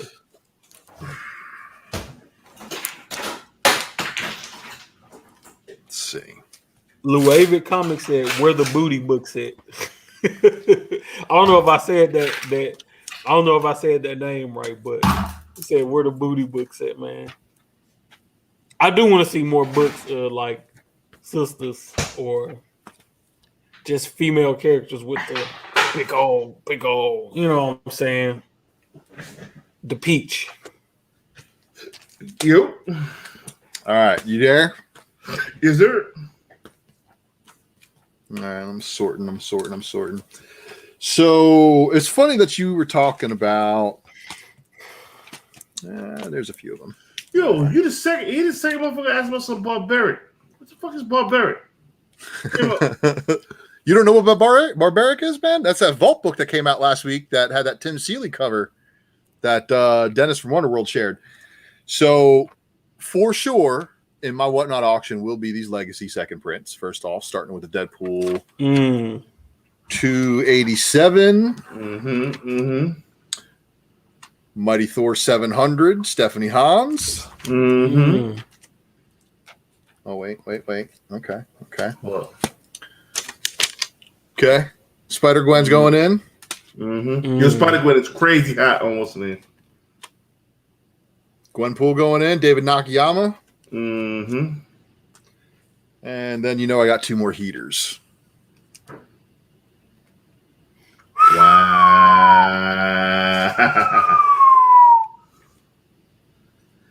You should have sent me one of those. Shit. Damn it. Then that's the last copy I've got. Make your money, bro. We got to find you one, though, Mel. Actually, you know where they're at. You just don't want to go talk to the guy because he didn't want to send my books, and I had to call the credit card company on him. I don't know, he had them. He did. That's my man. Well, he had them. All right, so how about some? And this is I got a long box full of shit that's more than this too. So do you guys know what's so special about this one? What's that? Number 11? 11 Walmart variant. So this one on the barcode has a 6 for its variant code. I've never seen that book before. Well, it's the same as the regular cover, only the regular cover has the Venom logo in red. This one is in kind of an off-white. Okay. And you saw these at $1, right? $1 1 minute. Some of these comics will be at $1, yes. Venom number 6, first print. Let them all fly for $1. Venom number 5, first print. Oh, Venom number 6, second print. And I'm so stupid for getting rid of this one, but it's going in the auction. Venom number 8, second print with that Flash Thompson. That's a cover. Yeah. And then Venom number 11, second print with the Maker. I'm with Edwin. Started a buck, man. All of them. Wonder Woman 601 variant. I got that book from Stein. What is that? What's so special about that? Yo, those Wonder Woman variants of that time. It's like nothing but fire. There's none available, and some of them are like rather nice. I got a glitch on that. Some re-reaction. Everybody likes some re-reaction. Vince man. Divided we stand. Yeah, I'm gonna definitely be on your shit to try to win that book. Transformers Drift retail incentive. That shit is fire. That's crazy. How about a Guardians of the Galaxy 1 in 100 variant? I believe it's Ed McGuinness. Oh, wait. Okay, it's number 10. I thought it was a different one. But Moon Girl Devil Dinosaur, some variant, number 10. Yeah, I got that. I could go for a second, though. Infamous Iron Man Albuquerque. Dude, hey, Dennis Barger in the house. What's up, guys? Look like Hulk Hogan, man. This one will not be a $1 auction. I'm afraid I cannot let this one go for $1 because why not? He's hot right now. Because do you know? Okay, why not? That's why. Because let all that shit fly, B. Nottingham number 1, second print. I got that. I'm letting that fly for $1. Oh, how about some Jeff Scott Campbell exclusives? Would that fly for you too? Some Gwen Carnage. Fly for $1. Oh, and how about the next one? You know what's crazy? I let that fucking Is that the one where she looks like Peggy Bundy? I don't know, maybe. The sickest Mephisto cover put out lately. Oh, and then I had to throw this one up in here. Ooh. I let that shit fly for $1. Just pull that to the side for me, man.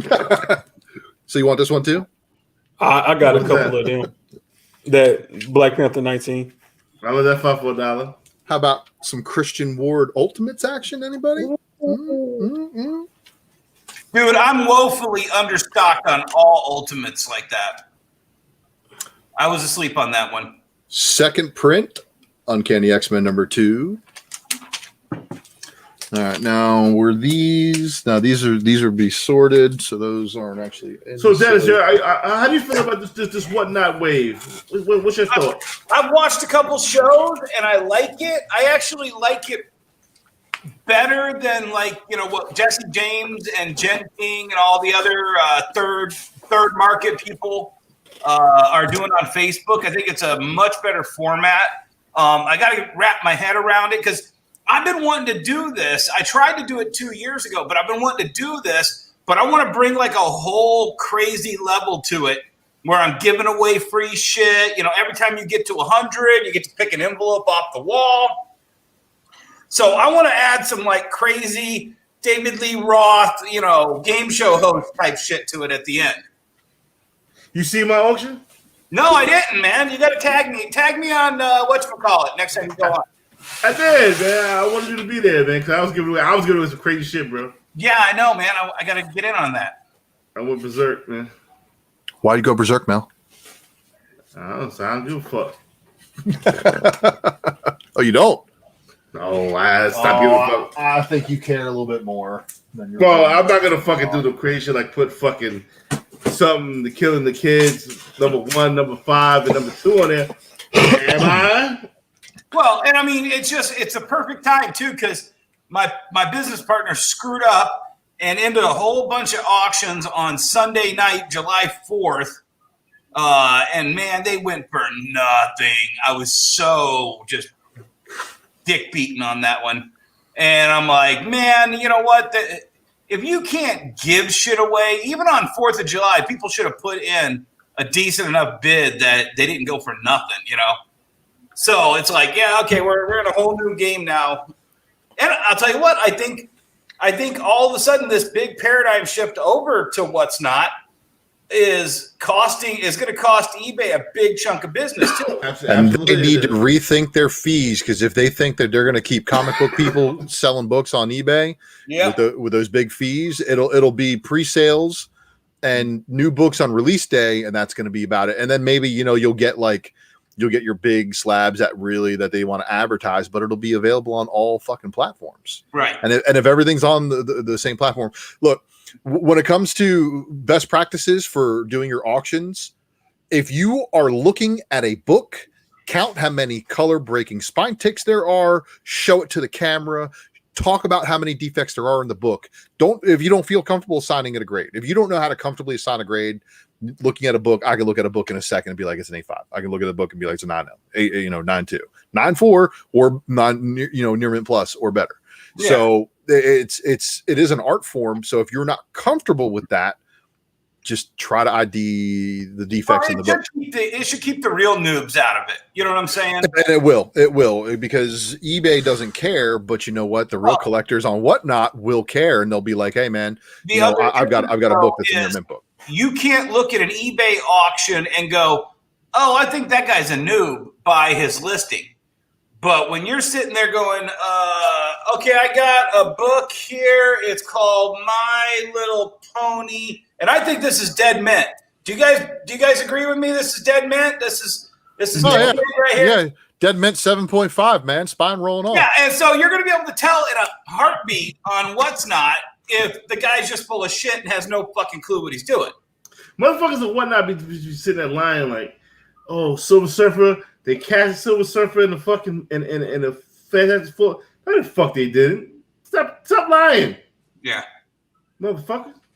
So that's where the buyer beware stuff. Oh, you're muted, Hunter.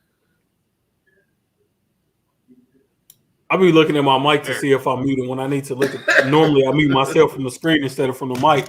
But what I was doing on my Whatnot sale was, I'm pretty much telling people I wasn't sending this shit in to get graded. Straight up, I'm not sending this book in to get graded, but if you want a good raw copy of the book, this is a good raw copy. I was putting the shit up on the camera, like, here, look at it as much as you can on the camera, trying to get those good angles, but like, look, okay, I see something right here. It ain't nothing right there on this book. What do you guys think about this? Because I got to make sure I message AKA Mr. Bolo, get the hookup on getting on what's not. What you mean? What do you guys think? Wonder World Comics, I think. I don't know. But what do you guys think for the strategy of, I'm going to put, because you could do for sale and auctions, right? So my thought is, I'm sending off all these books to CBCS, the most trusted name and fastest in grading. Woo! He gets paid for saying that. No, I don't. But I thought about, like, hey, here's my 9.8. I just got back. It's $500. But this is the one that got kicked out pre-screen. So that means it's a 9.6. It's exact same batch as that one came from. So it's probably a 9.6, needs a press. I can see one little dimple here, but it doesn't break color. Who wants to give me starting bid of $100 on this one? What do you guys think for the strategy? No, I think that's dollar. Other than the price, you're exactly knocking on exactly what I'm trying to get at here. The reason why I'm pulling these books is I'm pre-screening my fucking inventory. Right. And there's people out there that don't do that. So they're just going to pull the inventory. Well, be like, okay, this is the shit I want to sell. Yes, right, this is for sale. It's for sale. Yeah, that's what I did. Yes, screen my shit for me. Well, also, I'm focusing on a little bit more of a laser focus as far as, okay, what am I willing to sell and what am I not willing to sell? So I'm pulling the books that I'm willing to sell at this point. And then I'm hoping this Whatnot can give me the little shot so I can get a couple of books graded and get that first grading roll. And then and once I get that first grading order back and I get a couple of the books sold, it'll pay for the next one. Dead set against CBCS, Mac? Yeah. Yeah, because I'm a CGC homer. Let's just be honest. So you're the CBCS homer. I'm the CGC homer, and also in my Whatnot sale will be that wonderful CBCS 9.8 Star Wars number 66 back there, JTC signature. So this is what I don't understand, and maybe y'all can break this down for me and help me understand.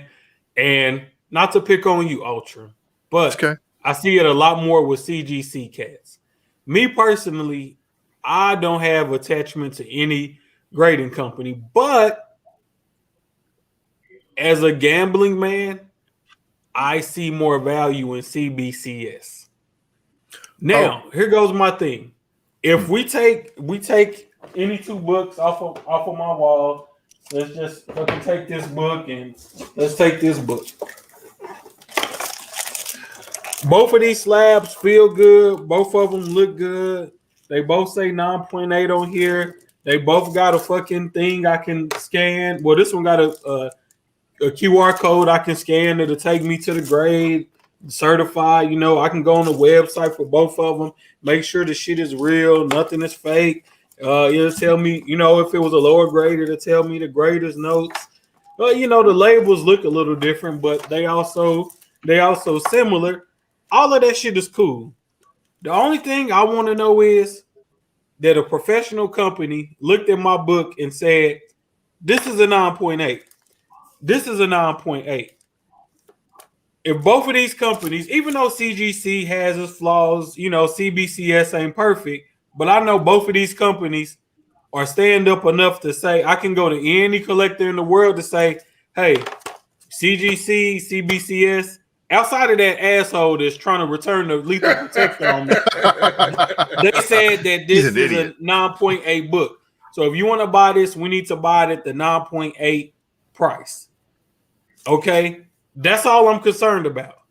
Now, if you want to get into aesthetics or some of the other shit, I completely understand that. You know, maybe you like this label more than this. That's it. Than this and that's all it is. That's all it is. You know what I'm saying? Like you know, so I completely understand that. But change the font, win the game. I said that many a fucking time. Here goes my thing. From an investor's point of view, this is what my theory is. The smart folks, the investors, are looking for the CBCS books if we buying. Mm-hmm. And if you selling, you trying to sell a CGC because the sheep in the game got their mind trained to look for CGC books. And that's the only reason you sometimes see CBCS books finishing for lower on the auctions, especially on eBay, because it's harder for people to bust through eBay's search algorithm to find those CBCS books because everybody is so mentally trained. CGC. Listen. I'm gonna save you a whole lot of fucking wind in your diaphragm. I'm gonna save Dennis a whole bunch of fucking veins coming out of his fucking do-rag. You motherfuckers got a fucking a direct connect to fucking CBS. Tell the motherfuckers to change the fucking font, win the fucking game. Dennis, you can fucking tell them. Knife, you can fucking tell them. It's a simple solution to a fucking simple problem. Change the fucking font, win the fucking game. 9 turn arounds, hell yeah. Motherfucking cash back or fucking graded, hell yeah. Your font looks fucking stupid. Change the shit, win the game. It's simple as that. And I'd be lying if I didn't say that I love buying CBCS slabs that are dramatically underneath their CGC counterparts and then cracking and resubmitting. And you know, if it comes back the same grade, it's always a good pleasure.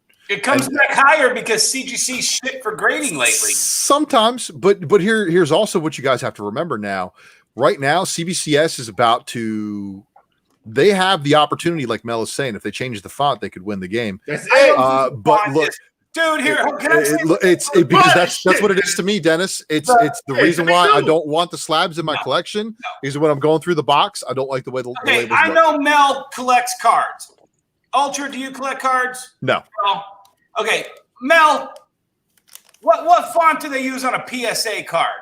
I don't collect cards. You got me fucked up. Oh, I thought you had cards. I thought you opened some cards on a show one time. Yeah, I don't get this shit graded. It should take fucking 7 years to get graded. PSA is the gold standard, and that's the shittiest fucking label on anything you ever saw in your life. It's the most boring thing ever, and it's the gold standard. It's not the font, it's not the label, it's the mindset.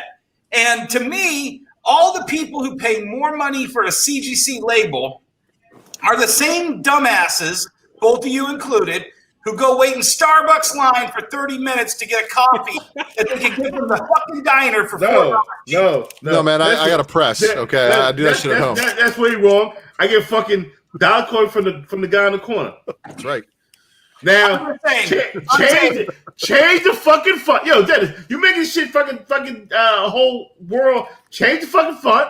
Win the fucking game. It is the font. The font looks like shit. Ultra, what is it? It's the font? It's fucking font. It's the way the label looks, man. It looks like shit. You're like Jason Alexander and Shallow Hal bitching that the woman's got webbed toes and she's built like a brick shithouse. Perfect. No, it's kind of like the huge bitch of Deuce Bigelow. No, well, here's the thing. I feel like what CBCS should do if they ever change their label again. No, not even just change the font. They should make their labels look dramatically different. He said not only change the font. He even agrees the font. Here's the thing. No, here's where I think they should go. I think they should go completely the Beckett model, which is completely clear label and 4 subgrades. Break the fucking game. Break the game. Centering, staples, color. Whatever. Make the fucking numbers bold. That's all you gotta do. Make the numbers bold. I'm good. And equal the grade and start handing out 10s and black 10s just like they do at Beckett's. I think if they went to a complete Beckett system tomorrow, it would break the fucking game just like Beckett 10 and Beckett Black Label 10. You mean to tell me you can't make your fucking numbers look like CGC's numbers? No, but this what up, Mel. Can they do that? Legally, can they do that? Yes. Listen to this, Mel. They can do that. But at the end of the day, it's just fun. I feel what Dennis saying is stronger. You have to do something that's going to make people say, well, hold on. CGC not doing that at fucking all. You know what I'm saying? You have to do something that, or even like my mind of thinking is just as far as art direction, which is more in line with you saying, Mel. My state of mind is if CGC got a blue label, you need to have your label needs to be black. You don't know. It just need to be a completely different color. So all the people that prefer, because you're going to say 50% of people like blue, 50% of people like black. The motherfuckers that prefer a black label are going to say, well, I want a CBCS. Go completely different. Just don't copy the shit that, you know what I'm saying? Because people always going to look at your label as a generic CGC label. Snipes in Passenger 57. Always been on black. But again, you making a fucking expensive ass transition when all you gotta do is fucking bold the fucking number. That's all you gotta fucking do. Is that fucking, you ain't gotta fucking call time falling to create your fucking font. No, fucking bold the motherfucker. That's it. Don't make me start a grading company. I mean, we could honestly start a grading company and we could. I like what Dave's saying. I like what Dennis saying. Like if they did like the Beckett Black shit to where you got your main grade and you got your 4 subgrades under that, that'll be hard as man. That'll put some real pressure on CGC, man. Along with everything else that CBC. And another thing, I'm gonna have to go up to this office up here in Dallas and talk to Steve and them because look. A lot of people don't know that they got them rewards. In my opinion, that's fucking major. That's cash you back. know what I'm saying? That's cash back. I got $250 sitting in my rewards right now. That's major. The free graders, Yes. That's major. I'm all with that. I'm all with that. Change the fucking font with the fucking game. It's simple, Dennis. 10 to 14-day turnaround. Yo, it's simple. Change the fucking font. You win the fucking game. It's all the fuck you got to do. It ain't fucking rocket science. Change the fucking font. That's it.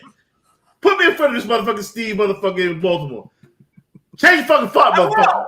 Dude, you know what? Come up to Chicago Wizard World because Steve and I are having dinner together on one of those nights. I will buy dinner. Just tell the motherfucker change the fucking font. I will PayPal you the dinner money. Tell the motherfucker I said Mel V. We're going to Gibson's, baby. You don't want to pick that bill up. But fucking dog, the money I'm making with fucking whatnot, man, I got you, baby. You know what? Hey, here's a question. Here's a question for you because this is throwing me into whole mental mode. Is there a way for two people to do a whatnot at two different places at the same time? No, because you need the handset. Yeah. So there's no way for like you and me to like sink in and no, because not yet. Because if they're smart, because I mean, look, I got my studio here, right? Imagine if I had another camera, right, that was focusing on the comics that I'm auctioning, and I could just swipe that shit underneath that camera and be like, "Yo, check out this book." But imagine next book, me and Mel. Next book. Oh, you're gonna start that for $1? Oh, you know what? I'm gonna start Grumpy Cat for $1. Fuck you.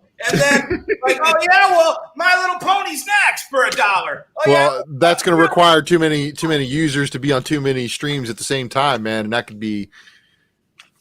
I don't know how. I look. All I'm saying is, I hope that Jay-Z, when he bought CGC, brought that black card with him, and like he's letting other people use it or something, and just saying, "Hey, buy stuff." By the way, hey, did you guys? You probably didn't see this because I didn't put it on Instagram. But you guys want to hear how Kevin Smith's comic shop fucked me today? Oh, I saw it. I saw the story, Dennis, because you put it on. I didn't see this. Oh. Okay, so I don't know if you know it or not, but I did a variant for Masters of the Universe, Kevin Smith's new comic book that comes out tomorrow, and really gorgeous. Dan Breberton, old school artist, kicked it out of the park, man. If you can pull it up, pull it up. If not, don't worry about it. But Lucas in here. Yeah, exactly. But so I get a call, like they announce it on CBR. I get a call that day, and it's from Mike Zapsik over at Jay and Silent Bob Seeker Stash. And I'm like, oh yeah, hey guys, how you doing? I was on your show once. Oh, okay, cool. And they're like, hey, here's the deal. So we want you to send us 100 copies of your variant, and we'll pay you for 50 of them. We'll pay you for 50 of them. And then we'll have Kevin Smith sign 50 of them and send them back to you. And they're like, so what's your cost on these? And I'm like, well, we're selling them for $20 online, but we did a sneak preview at $15. I could do that price for you. And they're like, okay, so $750. All right, I'll put you down. That's a deal. Let me know when they come in. All right, cool. Just sold 50 of them, right? So I get them in. I have my employees inspect them, make sure we got the best ones because Kevin Smith's going to be signing 50 of these, and I don't want to send dog shit ones. I want to send good ones because I want to get these CBCS graded because I can send it in for verified signature series. And all of a sudden, they're like, "Oh, Mike's not here right now. He's in a meeting. I'll take your number down, and he'll call you back." I'm like, "Okay, cool." So I get a call like 2 minutes later. Oh, hey, how you doing, Dennis? About that $750. Yeah, we need to renegotiate that because when we said cost, we meant what it cost you, not what you were selling it for. I'm like, oh, so you thought I was going to sell these at wholesale for what my wholesale cost was? And I'm like, okay. And yeah, but you're going to still get the 50 copies signed by Kevin Smith. You can charge whatever you want for those. And I'm like, okay, so you're backing out of the deal for $750 for the 50 copies that you wanted for your shop. Well, yeah. I mean, we had a bunch of stores offer them to us at cost, and a couple of them even just gave them to us. So we're all good if you want to walk away and don't want to bye. Bye. And I'm just like, okay, well, so yeah, if you're not going to honor your agreement with me, I'm just going to chalk this up as the second horrible experience I've had with your comic book store, and say good day. And then he's like, oh, well, don't click. And I was just like, dude, I paid over $4,500 for a variant of Kevin Smith's comic book, right? These weren't cheap. And these guys are like, oh, $750 is a little too much to spend. We need you to renegotiate that down. I'm like, dude, this ain't your fucking TV show. You can't have everybody coming into your store. You called me to make a deal for my variant that I paid a lot of money for, and that your purchase is this much of.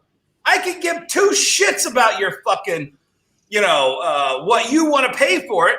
You wanted to buy my book. You called me. You bothered me. Let me see. You got the covers? You have the covers right there? I don't have one with me because I didn't know you were going to ask me on the show, but I can look it up.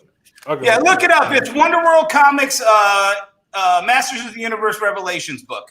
No. And you guys first look up Bleeding Cool. They just posted a story, I think yesterday, that first Castle Grayskull, King Grayskull, is now black because there's no Africa on Eternia, so he's just a black guy. He's now black, so that's new canon on that. And the first issue's first appearance of the new version of that was the first appearance of any black guy on Eternia. Yeah, no, Clamp Champ was black. No, he's like Hawaiian. He had a big arm clamp at Armor. I remember him. He didn't look black. He looked Hawaiian. He got an afro. He looked Hawaiian. No, you're thinking of Fisto. Hey, Mel, see if you can. Fisto could have been black. Share my screen. Fisto's probably more black than fucking Clam. What the fuck his name was? There it is, right there. Yeah. Can you?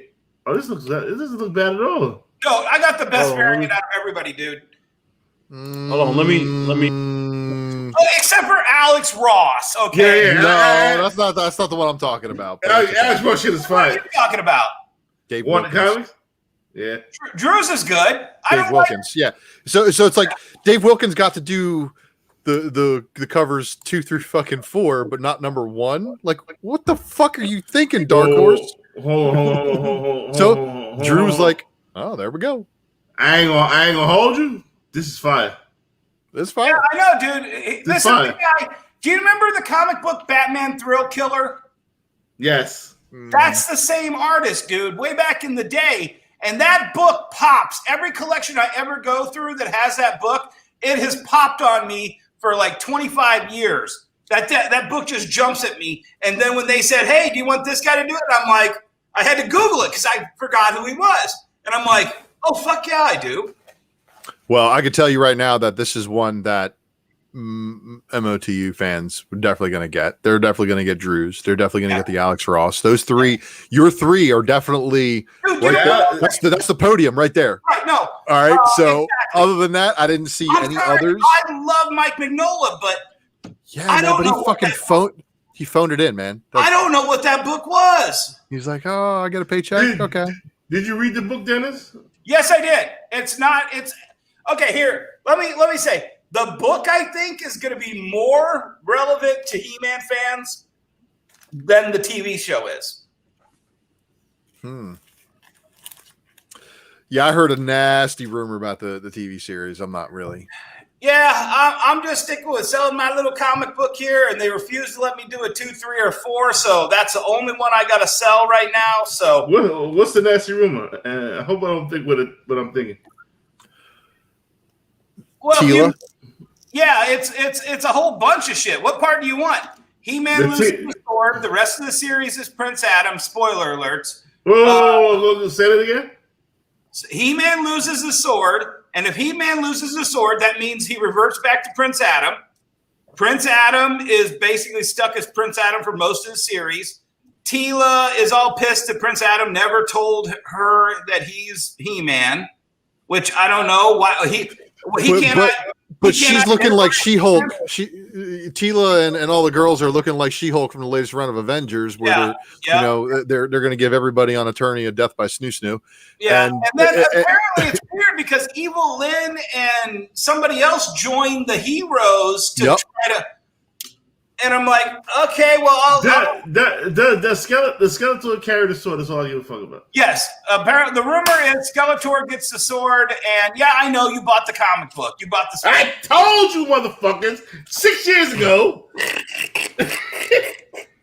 Eternity War. What that DC Eternity War? Yes! that you dropping on? Yes, that shit. Yes. No, man, ain't nobody pay attention to that shit, Mel.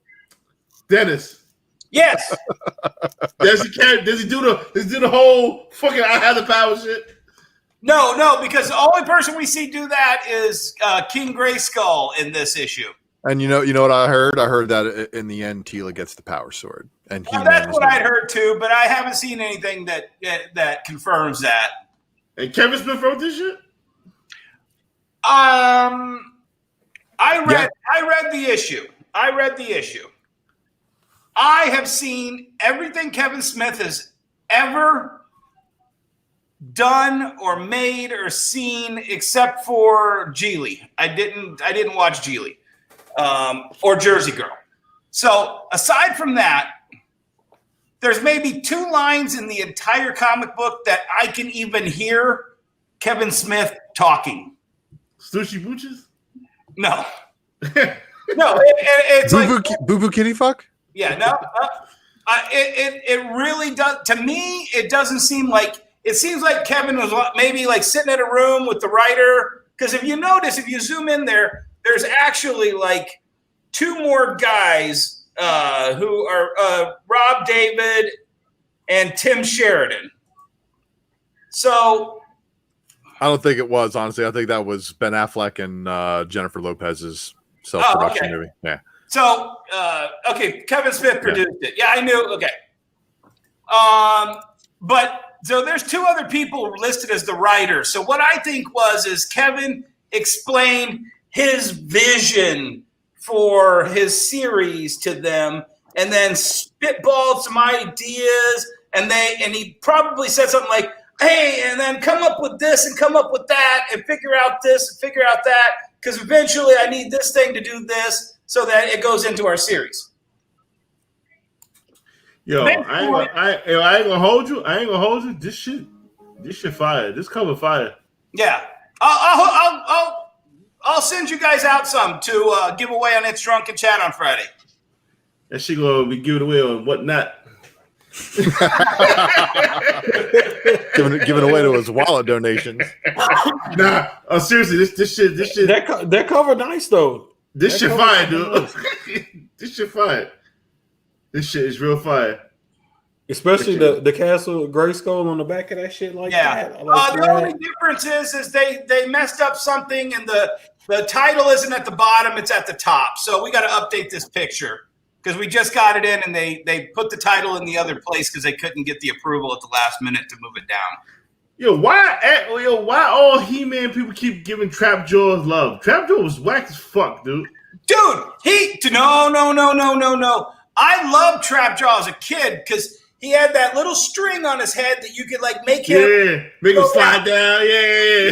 For me, he was like the Boba Fett of He-Man because he had the extra belt buckle with the extra hand accessories and all that shit. And then when you watch the show, it's like he's the goofiest motherfucker on this show, dude. Right.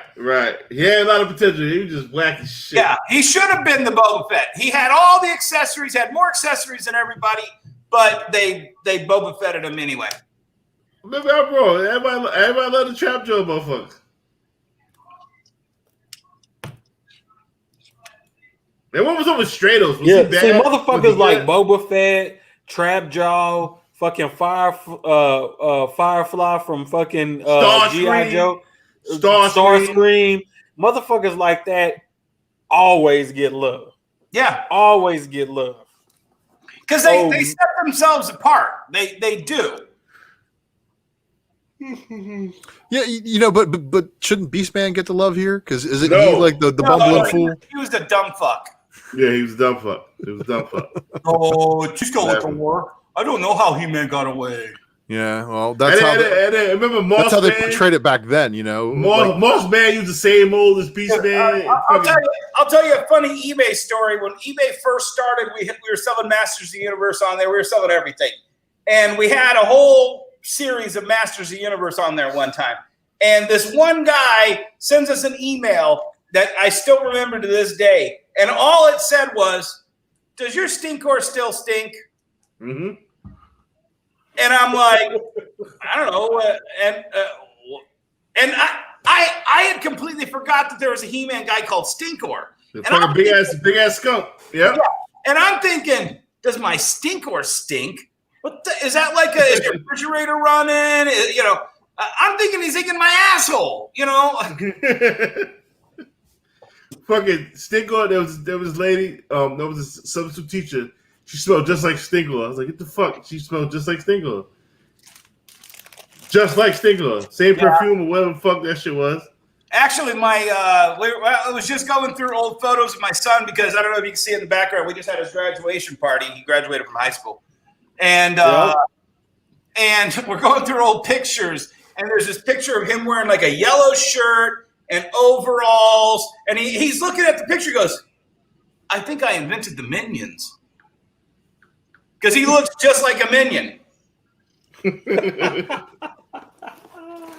Which is the megalomania of this brain and DNA right here at work.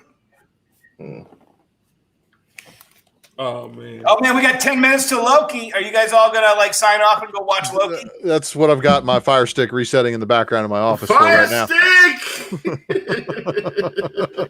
Ready. So so it's gonna be fun. Gonna watch Loki, and then gonna go to the comic book store tomorrow, and then gonna do the Wednesday night comic book presser on my channel. So it's gonna be fun time. When are you doing your auction? I think I sold my Loki shit too early, man. I don't know, man. It's basically whenever I could try to squeeze it in, man. I and that's the problem. That's the reason why I haven't scheduled it yet. I wanted to get my books together first, figure out what I'm willing to sell. Get that stuff sorted, organized, and then motherfuckers are specking on alligator Loki and kid Loki. Dude, apparently I just saw a teaser breakdown. Apparently there's 10 Lokis in one of the next episodes or next 2 episodes. Yo, they do the straight out of fucking Compton cover. Just all of them wrapped around again. And then what the fuck did I tell you about the Kang? That was Larry, Jenkins, and all of them. There ain't no fucking Kang. Told you. Whoa! I think there's gonna be a Kang teaser at the end of this because you don't put her in that show. His girlfriend. You don't put her in the show if you're not leading that to the next spot. Because guys, this is our last Marvel TV series for a while. Yeah, because we got What If after this. And then that's the What If is animated, so it's not even in the same continuity. So the next thing that we get to watch after Loki is Black Widow. Yeah, I thought it was and then back to the movies. Black Widow before. Black Widow is this Thursday, and then the final episode of Loki is the Wednesday after. Okay. What about this Japanese anime Star Wars? That looks amazing. Fucking amazing. Did you see the old one back in the day, like 10, 15 years ago, with that TIE Fighter anime? Yes, I did. Yes. Dude, that shit blew our minds then. Yes, I did. So apparently, what is this like? It's like 10 5-minute episodes, some dumb shit like that, instead of making the whole. Yeah. Fuck. Wait. What if it's 10 5-minute episodes? Some shit like that. No, it's supposed to be. It's like little blip bursts that can bind together at the end. True. So Hawkeye. I thought Hawkeye was he right? Yeah. That's right. What about this one? November, I think, though, isn't it? Isn't it September? Well, that's just it. All these other shows may be in like post production, but they're not actually like on the docket to be like, here's your release day when you're going to see it, right? Oh, okay. Like I know that we have stuff in the pipeline, But Yeah. we're back to the Marvel movies basically after Loki for a little while until we get one of those other shows returning. Yeah, and apparently we're going to get a lot of crazy shit in Mandalorian or Book of Boba Fett in December. Oh yeah. Well, Yeah, they're pulling out all the fan service for that one. Cad Bane, his daughter. Yep. I saw a nice set with his daughter. I thought I sold it too cheap, but I don't care. All that shit comes back around, man. I don't get too worked up on it, man. $1, 1 minute. That's how I do my shit. It's if you get $1 1 minute. I don't give a fuck about what the book is. $1 1 minute. We're gonna do it like that. I might do another. No, I ain't doing another auction. Everybody watching Loki. I was thinking about selling this set on tomorrow's show. Joaquin Phoenix, the Joaquin Phoenix set. I was thinking about doing this, but I feel like I can get more money if I just hold on to it. Joaquin Torres. I don't know why I said Joaquin Phoenix. Joaquin Torres said, I think I'm gonna hold on to that. All right, episode 5 is live. Okay. Oh, all right. I guess everybody. Oh, are you ready for this, everybody? The title to episode 5 is Journey into Mystery. Oh. All right, so I would have called it Speculators Suck This Dick. So everybody, come check me out tomorrow. Later tonight on my channel, and then check y'all back here on Friday night. All right, check out Dennis, Kimberly, who I'm going to watch Loki with. Bye. All right, see you later, Mel, Hunter. Good seeing you guys. This was a good show. This was a good impromptu show. We got to do this more often. Yes, sir. Maybe. Yeah, man. Middle of the week shit. Until Mel get back. Yeah, man. Because I know work's got you, man. But I called it again today. This is some sad shit. Shout out to everybody in the live chat who made it through, and I'll catch y'all soon. Yeah, see y'all later. Peace. Peace in the middle motherfucking east.